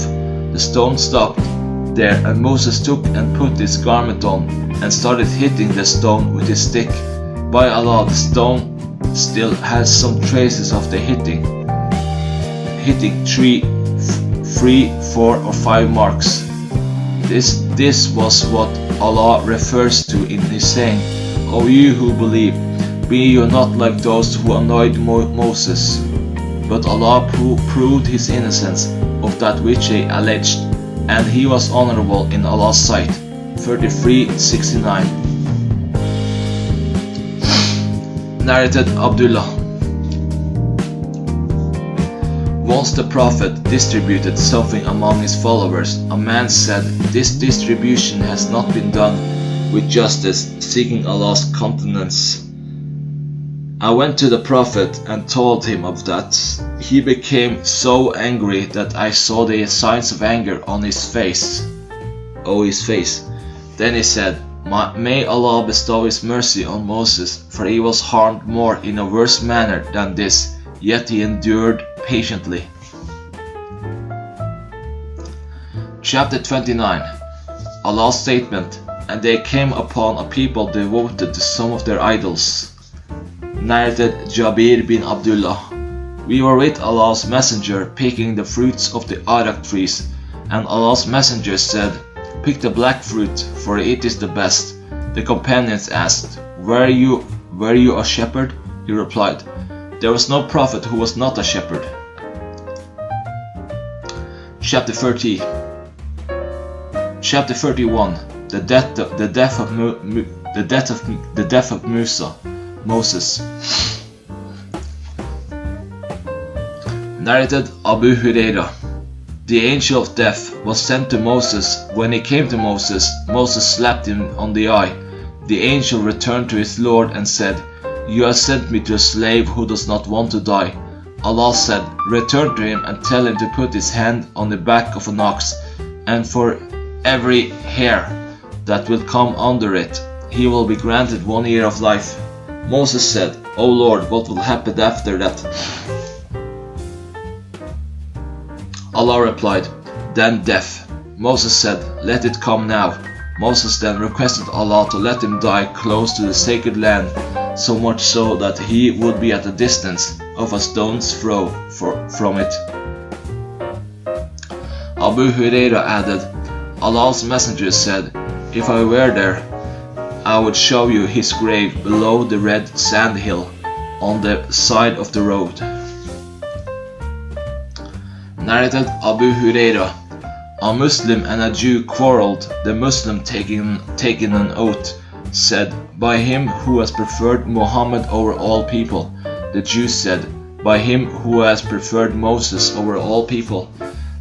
The Muslim raised his hand and slapped the Jew, who came to the Prophet to tell him what had happened between him and the Muslim. The Prophet said, "Don't give me superiority over Moses, for the people will become unconscious on the day of resurrection, and I will be the first to gain consciousness, to see Moses standing and holding a side of Allah's throne. I will not know if he has been among those people who have become unconscious, and that he has gained consciousness before me, or he has been amongst those whom Allah has exempted." Narrated Abu Huraira. Allah's messenger said, Adam and Moses argued with each other. Moses said to Adam, "You are Adam, whose mistake expelled you from paradise." Adam said to him, "You are Moses whom Allah selected as his messenger and as the one to whom he spoke directly. Yet you blame me for a thing which had already been written in my fate before my creation." Allah's messenger said twice, "So Adam overpowered Moses." Narrated Ibn Abbas. The Prophet once came to us and said, "All the nations were displayed in front of me, and I saw a large multitude of people covering the horizon. Somebody said, 'This is Moses and his followers.'" Chapter 32. The statement of Allah Ta'ala, and Allah set forth an example for those who believe, the wife of Firaun. Narrated Abu Musa, Allah's messenger said, many amongst men reach the level of perfection, but none amongst the women reach this level except Asia, Pharaoh's wife, and Mary the daughter of Imran. And no doubt the superiority of Aisha to other women is like the superiority of Tarid, a meat and bread dish to other meals. Chapter 33. Chapter 34. The statement of Allah Ta'ala, and to the people of Madian we sent their brother Shu'aib. Chapter 35. The statement of Allah Ta'ala, and verily Yunus was one of the messengers. Narrated Abdullah. The Prophet said, none of you should say that I am better than Yunus, Jonah. Musaddad added, Jonah bin Matta.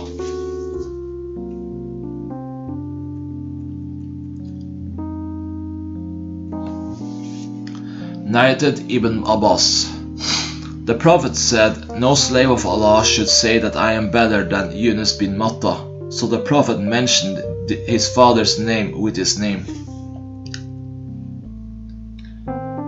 Narrated Abu Hurairah. Once while a Jew was selling something, he was offered a price that he was not pleased with. So he said, no, by him who gave Moses superiority over all human beings. Hearing him, an Ansari man got up and slapped him on the face and said, you say by him who gave Moses superiority over all human beings. Although the Prophet Muhammad is present amongst us. The Jew went to the Prophet and said, O Abu al-Qasim, I am under the assurance and contract of security, so what right does so and so have to slap me? The Prophet asked the other, why have you slapped?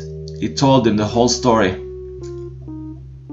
The Prophet became angry till anger appeared on his face and said, Don't give superiority to any prophet amongst Allah's prophets, for when the trumpet will be blown, everyone on the earth and in the heavens will become unconscious except those whom Allah will exempt. The trumpet will be blown for the second time, and I will be the first to be resurrected to see Moses holding Allah's throne. I will not know whether the unconsciousness which Moses received on the day of Tur have been sufficient for him, or has he got up before me, and I do not say that there is anybody who is better than Yunus bin Matta. Narrated Abu Hurairah. The Prophet said, none should say that I am better than Yunus bin Matta. Chapter 36. The statement of Allah Ta'ala, and asked them about the town that was by the sea. Chapter 37. The statement of Allah Ta'ala, and to David we gave the Sabur. Narrated Abu Hurairah. The Prophet said, the reciting of the Sabur, Psalms, was made easy for David. He used to order that his riding animals be saddled, and would finish reciting the Sabur before they were saddled, and he would never eat except from the earnings of his manual work. Narrated Abdullah bin Amr. Allah's messenger was informed that I have said, by Allah, I will fast all the days and pray all the nights as long as I live. On that, Allah's messenger asked me, and are you the one who says, I will fast all the days and pray all the nights as long as I live? I said, yes, I have said it. He said, you cannot do that. So fast sometimes and do not fast sometimes. Pray and sleep. Fast for 3 days a month. For the reward of a good deed is multiplied by 10 times, and so the fasting of 3 days a month equals the fasting of a year. I said, O Allah's Messenger, I can do fast more than this. He said, fast on every third day. I said, I can do fast more than that.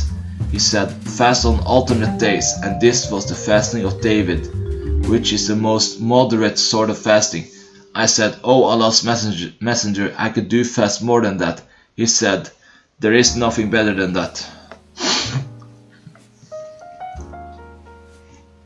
Narrated Abdullah bin Amr bin Alas. The Prophet said to me, I have been informed that you pray all the nights and observe fast all the days. Is this true? I replied, yes. He said, if you do so, your eyes will become weak and you will get bored. So fast 3 days a month, for this will be the fasting of a whole year, or equal to the fasting of a whole year. I said, I found myself able to fast more. He said, then fast like the fasting of the Prophet David, who used to fast on alternate days, and would not flee on facing the enemy. Chapter 38. The most beloved salat to Allah was the salat of the Prophet Dawood, and the most beloved saum was the saum of Dawood. Narrated Abdullah bin Amr. Allah's Messenger said to me, the most beloved fasting to Allah was the fasting of the Prophet David, who used to fast on alternate days, and the most beloved prayer to Allah was the prayer of David, who used to sleep for the first half of the night and pray for 1/3 of it, and again sleep for 1/6 of it.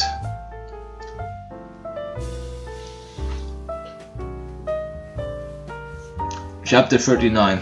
The statement of Allah Ta'ala. And remember us, our slave Dawood, endued with power. Narrated Mujahid. I asked Ibn Abbas, should we perform a prostration on reciting Surah Sad? He recited the surah including, and among his progeny, David, Solomon, up to so follow their guidance 684-91, and then he said, your prophet is amongst those people who have been ordered to follow them, yet the preceding apostles. Narrated Ibn Abbas. The prostration in Surah Sad is not amongst the compulsory prostrations, though I saw the Prophet prostrating on reciting it. Chapter 40. The statement of Allah Ta'ala. And to Dawood we gave Suleiman for a son. How excellent a slave he was, ever oft returning in repentance to us. 38:30. And his statement, he said, my Lord, forgive me and grant me a kingdom such as shall not belong to any other after me. 38:45. And his statement, and they followed what the devils gave out falsely of magic in the lifetime of Solomon. 202. Narrated Abu Hurairah. The Prophet said, a strong demon from the jinns came to me yesterday suddenly, so as to spoil my prayer, but Allah enabled me to overpower him, and so I caught him and intended to tie him to one of the pillars of the mosque, so that all of you might see him. But I remembered the invocation of my brother Solomon, and grant me a kingdom such as shall not belong to any other after me. 38:35. So I let him go cursed. Narrated Abu Hurairah. The Prophet said, Solomon the son of David said, tonight I will sleep with 70 ladies, each of whom will conceive a child, who will be a knight fighting for Allah's cause. His companions said, if Allah will, but Solomon did not say so. Therefore none of those women got pregnant except one who gave birth to a half child. The Prophet further said, if the Prophet Solomon had said it, yeah, if Allah will, he would have begotten children who would have fought in Allah's cause. Shu'aib and Ibn Abi as-Sinad said, 90 women is more correct than 70. Narrated Abu Dar. I said, O Allah's Messenger, which mosque was built first? He replied, Al-Majid ul-Haram. I asked, which was built next? He replied, Al-Majid ul-Aqsa, Jerusalem. I asked, what was the period in between them? He replied, 40 years. He then added, wherever the time for the prayer comes upon you, perform the prayer, for all the earth is a place of worshipping for you. Narrated Abu Huraira. Allah's Messenger said, my example and the example of the people is like that of a person who lit a fire and let the moths, butterflies, and these insects fall in it. He also said, there were two women, each of whom had a child with her. A wolf came and took away the child of one of them, whereupon the other said, it has taken your child. The first said, but it has taken your child. So they both carried the case before David, who judged that the living child be given to the elder lady. So both of them went to Solomon bin David and informed him of the case. He said, bring me a knife so as to cut the child into 2 pieces and distribute it between them. The younger lady said, may Allah be merciful to you, don't do that, for it is her, yet the other lady's child. So he gave the child to the younger lady.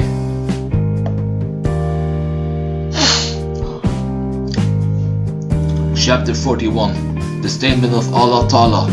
And indeed we bestowed upon Luqman al-Hikmah. Narrated Abdullah. When the verse, those who believe and mix not their belief with wrong, was revealed, the companions of the Prophet said, who amongst us has not mixed his belief with wrong? Then Allah revealed, join none in worship with Allah. Verily, joining others in worship with Allah is a great wrong indeed. Narrated Abdullah. When the verse, those who believe and mix not their belief with wrong, was revealed, the Muslims felt it very hard on them, and said, O Allah's Messenger, who amongst us does not do wrong to himself? He replied, the verse does not mean this, but that wrong means to associate others in worship to Allah. Don't you listen to what Luqman said to his son, when he was advising him, O my son, join not the others in worship with Allah. Verily, joining others in worship with Allah is a great wrong indeed. 31:13. Chapter 42. The story of the dwellers of the town. We 36:13. Chapter 43. The statement of Allah Ta'ala. This is a mention of the mercy of your Lord to his slave Zachariah.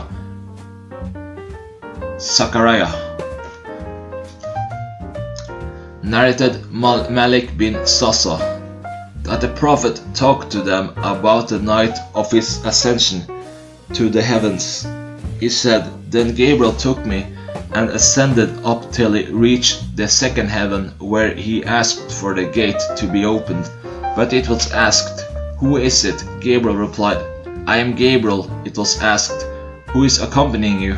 He replied, Muhammad. It was asked, has he been called? He said, yes. When we reached over the second heaven, I saw Yahya, John, and Jesus, who were cousins. Gabriel said, these are John, Yahya, and Jesus, so greet them. I greeted them, and they returned the greeting, saying, welcome, O pious brother and pious prophet. Chapter 44. The statement of Allah Ta'ala and mentioned in the book Maryam.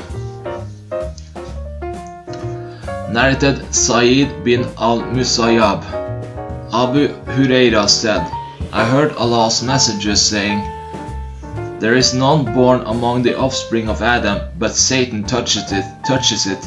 A child therefore cries loudly at the time of birth because of the touch of Satan, except Mary and her child. Then Abu Huraira recited, and I seek refuge with you for her and for her offspring from the outcast of Satan. 3:36.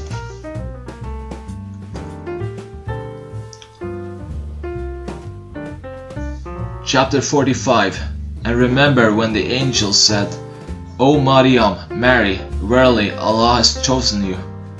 Narrated Ali. I heard a prophet saying, Mary, the daughter of Imran, was the best among the women of the world of her time, and Khadija is the best amongst the women of this nation. Chapter 46. The statement of Allah Ta'ala, when the angel said, O Maryam, verily Allah gives you glad tidings of a word. Narrated Abu Musa al-Ashari. The Prophet said, the superiority of Aisha to other ladies is like the superiority of tarid, yet meat and bread dish, to other meals. Many men reach the level of perfection, but no woman reached such a level except Mary, the daughter of Imran, and Aisha, the wife of Pharaoh.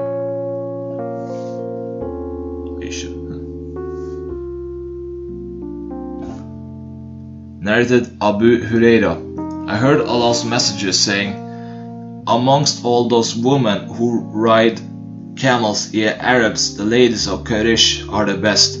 They are merciful and kind to their offspring, and the best guardians of their husbands' properties. Abu Huraira added, Mary, the daughter of Imran, never rode a camel. Chapter 47. The statement of Allah Ta'ala, O people of the scriptures, do not exceed the limits in your religion.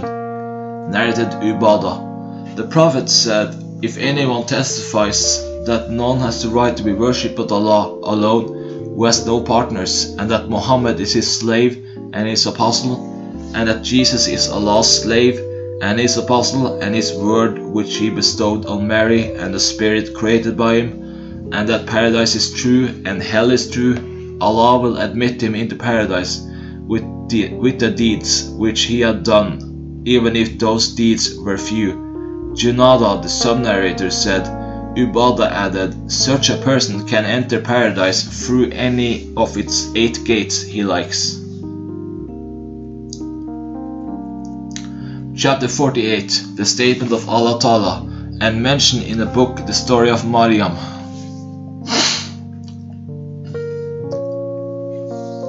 Narrated Abu Huraira. The Prophet said, none spoke in cradle but 3. The first was Jesus, the second was there a man from Bani Israel called Jurai. While he was offering his prayers, his mother came and called him. He said to himself, shall I answer her or keep on praying? He went on praying and did not answer her. His mother said, O Allah, do not let him die till he sees the faces of prostitutes. So while he was in his hermitage, a lady came and sought to seduce him, but he refused. So she went to a shepherd and presented herself to him to commit illegal sexual intercourse with her, and later she gave birth to a child and claimed that it belonged to Jurai.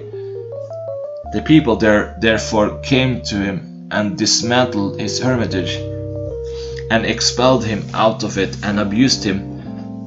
Jurai performed the ablution and offered prayer, and then came to the child and said, O child, who is your father?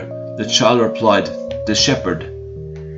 After hearing this, the people said, we shall rebuild your hermitage of gold.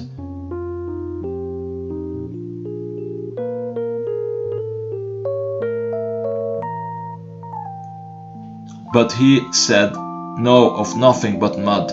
The third was the hero of the following story. A lady from Bani Israel was nursing her child at her breast. When a handsome rider passed by her, she said, O Allah, make my child like him. On that, the child left her breast, and facing the rider said, O Allah, do not make me like him. The child then started to suck her breast again. Abu Huraira further said, as if I were now looking at the Prophet, suckling his finger in way of demonstration. After a while, the people passed by with a lady slave, and she, the child's mother, said, O Allah, do not make my child like this slave girl. On that the child left her breast and said, O Allah, make me like her. When she asked why, the child replied, the rider is one of the tyrants, while this slave girl is falsely accused of theft and illegal sexual intercourse. Narrated Hisham. From Ma'mar as below. Narrated Abu Huraira. The Prophet said, I met Moses on the night of my ascension to heaven. The Prophet then described him saying, as I think, he was a tall person with lank hair, as if he belonged to the people of the tribe of Shanus. The Prophet further said, I met Jesus the Prophet, describing him saying, he was one of moderate height and was red-faced as if he had just come out of a bathroom. I saw Abraham, whom I resembled more than any of his children did. The Prophet further said, that night I was given 2 cups, one full of milk and the other full of wine. I was asked to take either of them which I liked, and I took the milk and drank it. On that it was said to me, you have taken the right path, religion.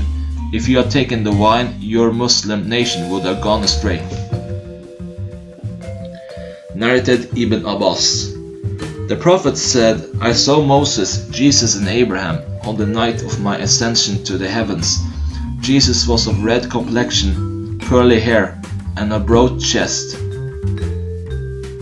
Moses was of brown complexion, straight hair and tall stature, as if he was from the people of As-Sut. Narrated Abdullah. The Prophet mentioned the Masih al-Dajjal in front of the people, saying, Allah is not one-eyed, while Masih al-Dajjal is blind in the right eye, and his eye looks like a bulging out grape. While sleeping near the Kaaba last night, I saw in my dream a man of brown color, the best one can see amongst brown color, and his hair was long that it fell between his shoulders. His hair was lank and water was dribbling from his head, and he was placing his hands on the shoulders of 2 men while circumambulating the Kaaba. I asked, who is this? They replied, this is Jesus, son of Mary. But behind him I saw a man who had a very curly hair and was blind in the right eye, resembling Ibn Qatan, an infidel. In appearance, he was placing his hands on the shoulders of a person while performing tawaf around the Kaaba. I asked, who is this? They replied, the Masih al-Dajjal. Narrated Salim from his father. No, by Allah, the Prophet did not tell that Jesus was of red complexion, but said, while I was asleep circumambulating the Kaaba in my dream, suddenly I saw a man of brown complexion and lank hair walking between 2 men, and water was dropping from his head. I asked, who is this? The people said, he is the son of Mary. Then I looked behind and I saw a red complexioned, fat curly haired man, blind in the right eye, which looked like a bulging out grape. I asked, who is this? They replied, he is al-Dajjal, the one who resembled to him among the people was Ibn Qatan. Al-Sudi said, Ibn Qatan was a man from the tribe Kusa who died in the pre-Islamic period. Narrated Abu Huraira. I heard Allah's Messenger saying, I am the nearest of all the people to the Son of Mary, and all the prophets are paternal brothers, and there has been no prophet between me and him, Jesus. Narrated Abu Huraira. Allah's Messenger said, both in this world and in the hereafter, I am the nearest of all the people to Jesus, the Son of Mary. The prophets are paternal brothers, their mothers are different, but their religion is one.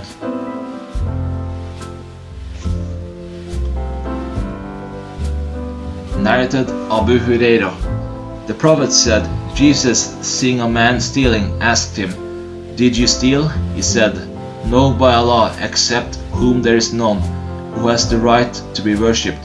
Jesus said, "I believe in Allah and suspect my eyes." Narrated Umar. I heard a prophet saying, "Do not exaggerate in praising me as the Christians praised the Son of Mary, for I am only a slave, so call me the slave of Allah and His apostle." Narrated Abu Musa al-Ashari. Allah's messenger said, "If a person teaches his slave girl good manners properly, educates her properly, and then manumates and marries her, he will get a double reward. And if a man believes in Jesus and then believes in me, he will get a double reward. And if a slave fears his Lord, Allah, and obeys his masters, he too will get a double reward." Narrated Ibn Abbas. Allah's messenger said, "You will be resurrected and assembled barefooted, naked, and uncircumcised."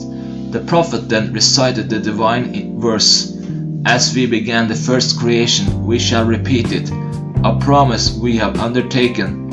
Truly we shall do it." To 2104, he added, "The first to be dressed will be Abraham. Then some of my companions will take to the right, and to the left I will say, 'My companions,' it will be said, 'they have been renegades since you left them.'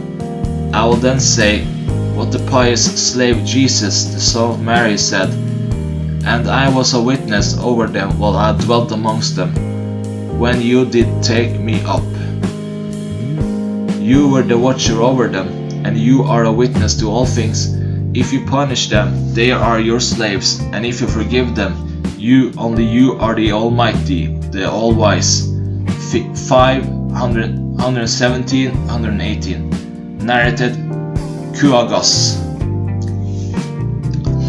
Those were the apostates who renegade from Islam during the caliphate of Abu Bakr, who fought them. Chapter 49.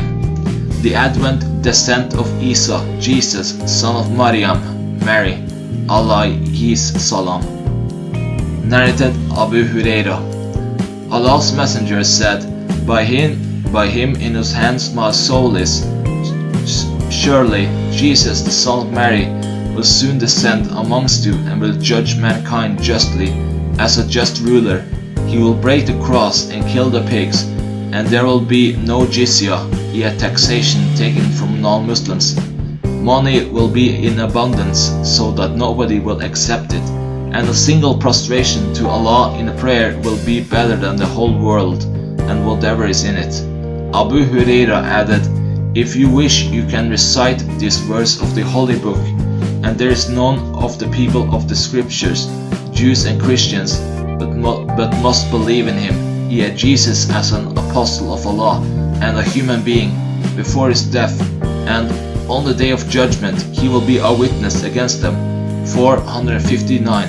Sifat ul-Bari, page 302, volume 7. Narrated Abu Huraira. Allah's messenger said, How will you be when the son of Mary, Jesus, descends amongst you, and your Imam is among you? Chapter 50. What has been said about Bani Israel. Narrated Rabi bin Hiras. Uqba bin Amr said to Hudayfa, Won't you relate to us of what you have heard from Allah's apostle? He said, I heard him saying, when Al-Dajjal appears, he will have fire and water along with him. What the people will consider as cold water will be fire that will burn things. So if any one of you comes across this, he should fall in the thing which will appear to him as fire. for in reality it will be fresh cold water. Hudayfa added, I also heard him saying, from among the people preceding your generation, there was a man whom the angel of death visited to capture his soul. So his soul was captured, and he was asked if he had done any good deed. He replied, I don't remember any good deed. He was asked to think it over. He said, I do not remember except that I used to trade with the people in the world, and I used to give a respite to the rich and forgive the poor among my debtors. So Allah made him enter paradise. Hudayfa further said, I also heard him saying, once there was a man on his deathbed who, losing every hope of surviving, said to his family, when I die, gather for me a large heap of wood and make a fire to burn me. When the fire eats my meat and reaches my bones, and when the bones burn, take and crush them into powder, and wait for a windy day to throw the powder over the sea. They did so, but Allah collected his particles and asked him, why did you do so? He replied, for fear of you, so Allah forgave him. Uqba bin Amr said, I heard him saying that the Israeli used to dig the grave of the dead to steal their shrouds. Narrated Aisha and Ibn Abbas. On his deathbed, Allah's Messenger put a sheet over his face, and when he felt hot, he would remove it from his face. When in that state of putting and removing the sheet, he said, May Allah's curse be on the Jews and the Christians, for they build places of worship at the graves of their prophets. By that he intended to warn the Muslim from what the Jews and Christians had done. Narrated Abu Huraira. The Prophet said the Israelis used to be ruled and guided by prophets. Whenever a prophet died, another will take over his place. There will be no prophet after me, but there will be caliphs who will increase in number. The people asked, O Allah's Messenger, what do you order us to do? He said, obey the one who will be given the pledge of allegiance first. Fulfill the caliph's rights, for Allah will ask them about any shortcoming in ruling those Allah has put under their guardianship. Narrated Abu Sa'id. The Prophet said, you will follow the wrong ways of your predecessors so completely and literally that if they should go into the hole of a mastigur, you too will go there. We said, O Allah's Messenger, do you mean the Jews and the Christians? He replied, whom else? Meaning, of course, the Jews and the Christians. Narrated Anas. The people mentioned the fire and the bell as means proposed for announcing the time of prayer, and by such a suggestion they referred to the Jews and the Christians. But Bilal was ordered, pronounce the words of the Adhan, yet called for the prayer twice and the Iqamah once only. Narrated Aisha that she used to hate that one should keep his hands on his flanks while praying. She said that a Jew used to do so. Narrated Ibn Umar. Allah's Messenger said, your period, the Muslims' period, in comparison to the periods of the previous nations, is like the period between the Asr prayer and sunset. And your example in comparison to the Jews and the Christians is like the example of a person who employed some laborers and asked them, who will work for me till midday for 1 kirat each? The Jews worked for half a day for 1 kirat each. The person asked, who will do the work for me from midday to the time of the Asr prayer for 1 kirat each? The Christians worked from midday till the Asr prayer for 1 kirat. Then the person asked, who will do the work for me from the Asr till sunset for 2 kirats each? The Prophet added, It is you, ye Muslims, who are doing the work from the Asr till sunset, so you will have a double reward. The Jews and the Christians got angry and said, We have done more work, but got less wages. Allah said, Have I been unjust to you as regards your rights? They said, No. So Allah said, Then it is my blessing, which I bestow on whomever I like. Narrated Ibn Abbas. I heard Umar saying, May Allah curse so and so. Doesn't he know that the Prophet said, May Allah curse the Jews, for though they were forbidden to eat fat, they liquefied it and sold it. Narrated Abdullah bin Amr. The Prophet said, Convey my teachings to the people, even if it were a single sentence, and tell others the stories of Bani Israel, which have been taught to you, for it is not sinful to do so, and whoever tells a lie on me intentionally will surely take his place in the hellfire. Narrated Abu Huraira. Allah's Messenger said, The Jews and the Christians do not dye their gray hair, so you shall do the opposite of what they do, yet dye your gray hair and beards. Narrated Jundub. Allah's Messenger said, Amongst the nations before you there was a man who got a wound, and growing impatient with its pain, he took a knife and cut his hand with it, and the blood did not stop till he died. Allah said, My slave hurried to bring death upon himself, so I have forbidden him to enter paradise. Chapter 51. The tale of 3 Israelites, a leper, a bald man, and a blind man. Narrated Abu Huraira. That they heard Allah's Messenger saying, Allah willed to test 3 Israelis who were a leper, a blind man, and a bald-headed man.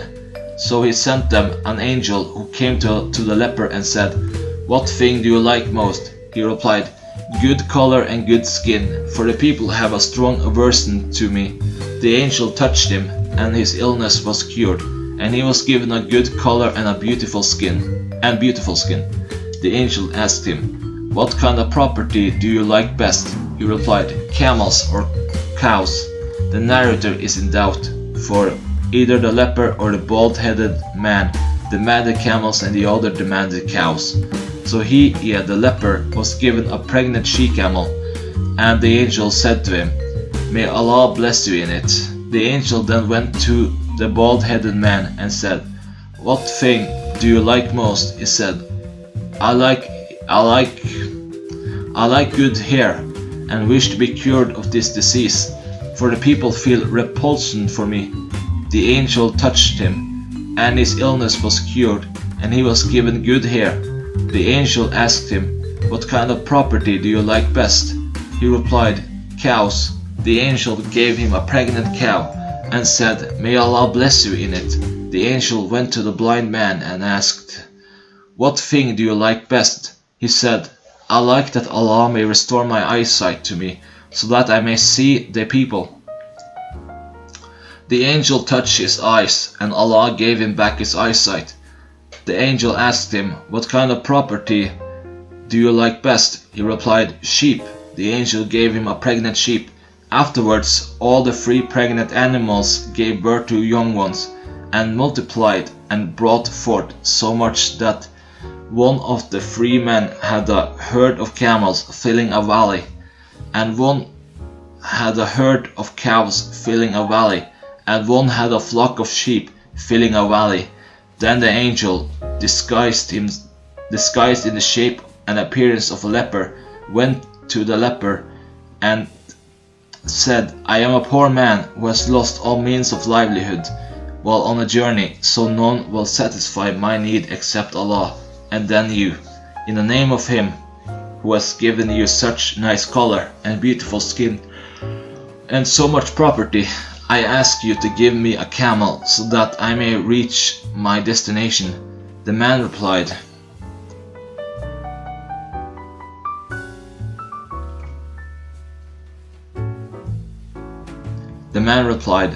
I have many obligations, so I cannot give you.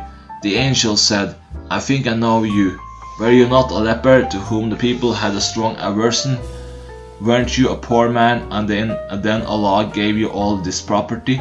He replied, This is all wrong. I got this property through inheritance from my forefathers. The angel said, If you are telling a lie, then Allah make you as you were before. Then the angel, disguised in the shape and appearance of a bald man, went to the bald man and said to him the same as he told the first one, and he too answered the same as the first one did. The angel said, If you are telling a lie, then let Allah make you as you were before. The angel, disguised in the shape of a blind man, went to the blind man and said, I am a poor man and a traveler whose means of livelihood have been exhausted while on a journey. I have nobody to help me except Allah, and after him you yourself. I ask you, in the name of him who has given you back your eyesight, to give me a sheep, so that with its help I may complete my journey. The man said, No doubt, I was blind and Allah gave me back my eyesight. I was poor and Allah made me rich. So take anything you wish for my property. By Allah, I will not stop you for taking anything you need of my property, which you may take for Allah's sake. The angel replied, Keep your property with you. The three men have been tested, and Allah is pleased with you and is angry with your two companions. Chapter 52. Chapter 53. The Tale of the Cave. Narrated Ibn Umar. Allah's Messenger said, Once 3 persons from the previous nations were traveling, and suddenly it started raining, and they took shelter in a cave. The entrance of the cave got closed while they were inside. They said to each other, O you, nothing can save you except the truth, so each of you should ask Allah's help by referring to such a deed as he thinks he did sincerely, yet just for gaining Allah's pleasure. So one of them said, O Allah, you know that I had a laborer who worked for me for 1 farak, yet 3 sahs of rice, but he departed, leaving it, yet his wages. I sowed that farak of rice, and with its yield I bought cows for him. Later on, when he came to me asking for his wages, I said to him, Go to those cows and drive them away. He said to me, But you have to pay me only a farak of rice. I said to him, Go to those cows and take them, for they are the product of that farak of rice. So he drove them. O Allah, if you consider that I did that for fear of you, then please remove the rock. The rock shifted a bit from the mouth of the cave. The second one said, O Allah, you know that I had old parents whom I used to provide with the milk of my sheep every night. One night I was delaying, and when I came, they had slept, while my wife and children were crying with hunger. I used not to let them, yet my family, drink unless my parents had drunk first. So I disliked to wake them up, and also disliked that they should sleep without drinking it. I kept on waiting for them to wake till it dawned. O Allah, if you consider that I did that for fear of you, then please remove the rock. So the rock shifted, and they could see the sky through it. The third one said, O Allah, you know that I had a cousin, yet my paternal uncle's daughter, who was most beloved to me, and I sought to seduce her, but she refused unless I paid her 100 dinars, yet gold pieces. So I collected the amount and brought it to her, and she allowed me to sleep with her. But when I sat between her legs, she said, Be afraid of Allah, and do not deflower me, but legally. I got up and left the 100 dinars for her. O Allah, if you consider that I did that for fear of you, then please remove the rock. So Allah saved them, and they came out of the cave. Chapter 54. Narrated Abu Huraira that he heard Allah's messenger saying, while a lady was nursing her child, a rider passed by, and she said, "O Allah, don't let my child die till he becomes like this rider." The child said, "O Allah, don't make me like him," and then returned to her breast, sucking it. After a while, there passed by a lady who was being pulled and teased by the people. The child's mother said, "O Allah, do not make my child like her." The child said, "O Allah, make me like her." Then he said, "As for the rider, he is an infidel, while the lady is accused of illegal sexual intercourse falsely." And she says, "Allah is sufficient for me. He knows the truth." Narrated Abu Huraira. The Prophet said, while a dog was going round a well and was about to die of thirst, an Israeli prostitute saw it and took off her shoe and watered it. So Allah forgave her because of that good deed. Narrated Humayd bin Abdur Rahman that he heard Muawiyah bin Abi Sufyan talking on the pulpit in the year when he performed the Hajj. He took a tuft of hair that was in the hand of an orderly and said, "O people of Medina, where are your learned men? I heard the prophets forbidding such a thing as this, ye have false hair." And he used to say the Israelis were destroyed when their ladies practiced this habit of using false hair to lengthen their locks. Narrated Abu Huraira. The Prophet said, amongst the people preceding you there used to be muhaddithun, a person who can guess things that come true later on, as if those persons have been inspired by a divine power. And if there are any such persons amongst my followers, it is Umar bin al-Khattab. Narrated Abu Sa'id al-Khudri.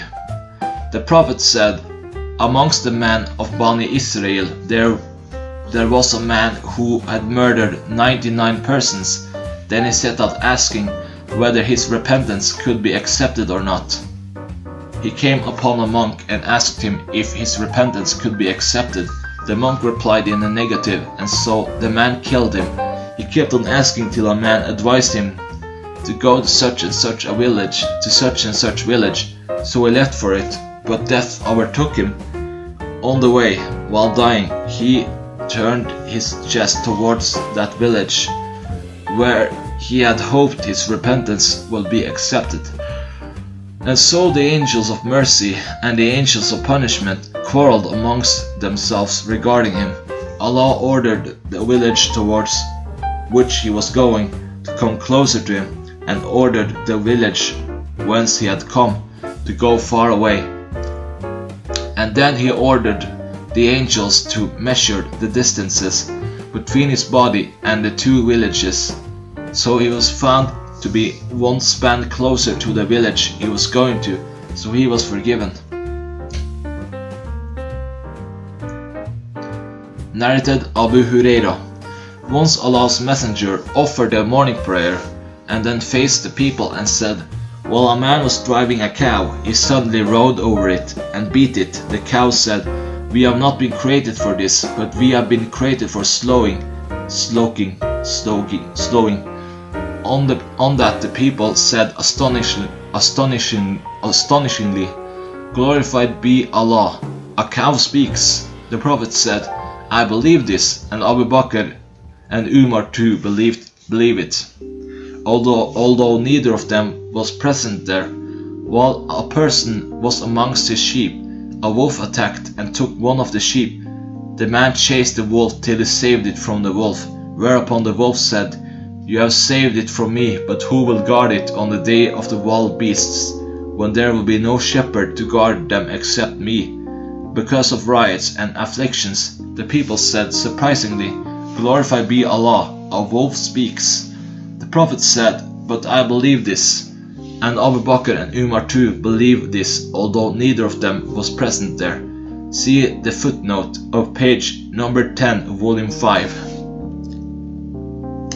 Narrated Abu Huraira. Allah's Messenger said, a man bought a piece of and from another man, and the buyer found an earthenware jar filled with gold in the land. The buyer said to the seller, take your gold, as I have bought only the land from you, but I have not bought the gold from you. The former owner of the land said, I have sold you the land with everything in it. So both of them took their case before a man who asked, do you have children? One of them said, I have a boy. The other said, I have a girl. The man said, marry the girl to the boy and spend the money on both of them, and give the rest of it in charity. Narrated Usama bin Zaid.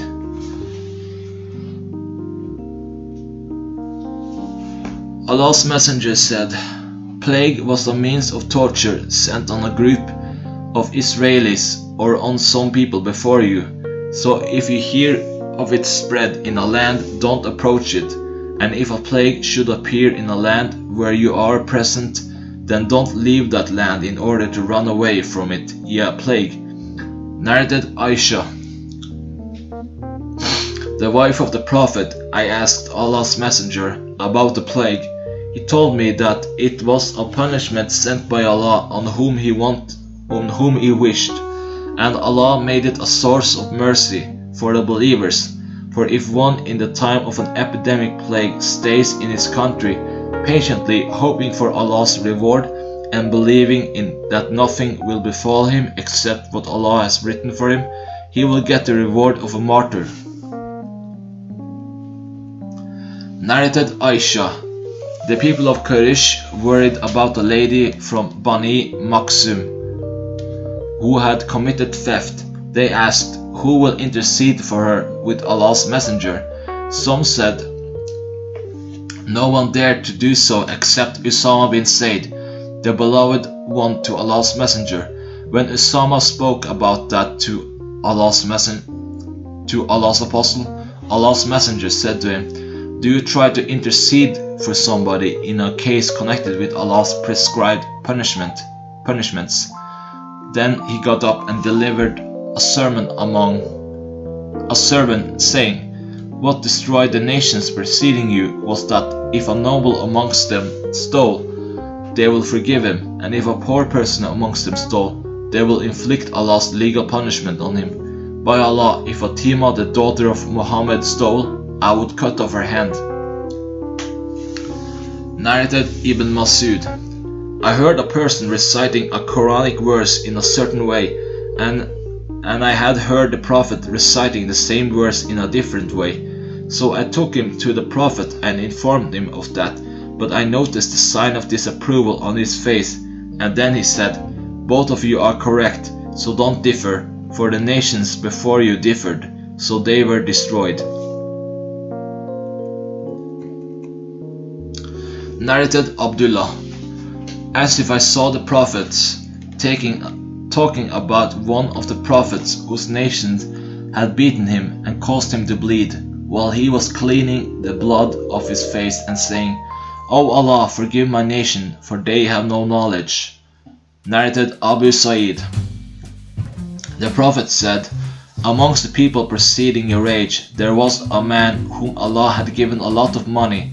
While he was in his deathbed, he called his sons and said, what type of father have I been to you? They replied, you have been a good father.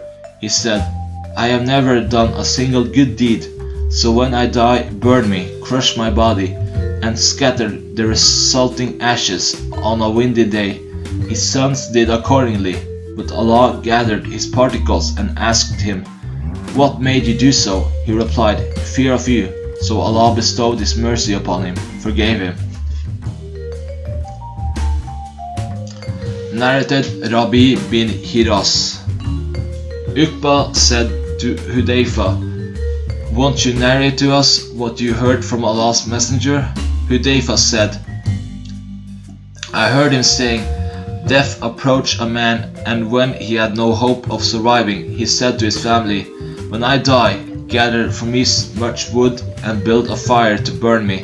When the fire has eaten my flesh and reached my bones, take the bones and grind them and scatter the resulting powder in the sea of a hot or windy day. That was done. But Allah collected his particles and asked him, Why did you do so? He replied, For fear of you, so Allah forgave him. Narrated Abdul Malik, as above, saying on a windy day. Narrated Abu Hurairah, Allah's Messenger said, A man used to give loans to the people, and he used to say to his servant, If the debtor is poor, forgive him, so that Allah may forgive us. So when he met Allah after his death, Allah forgave him. Narrated Abu Hurairah, the Prophet said, A man used to do sinful deeds, and when death came to him, he said to his sons, After my death, burn me, and then crush me, and scatter the powder in the air. For by Allah, if Allah has control over me, He will give me such a punishment as He has never given to anyone else. When he died, his sons did accordingly. Allah ordered the earth, saying, Collect what you hold of his particles.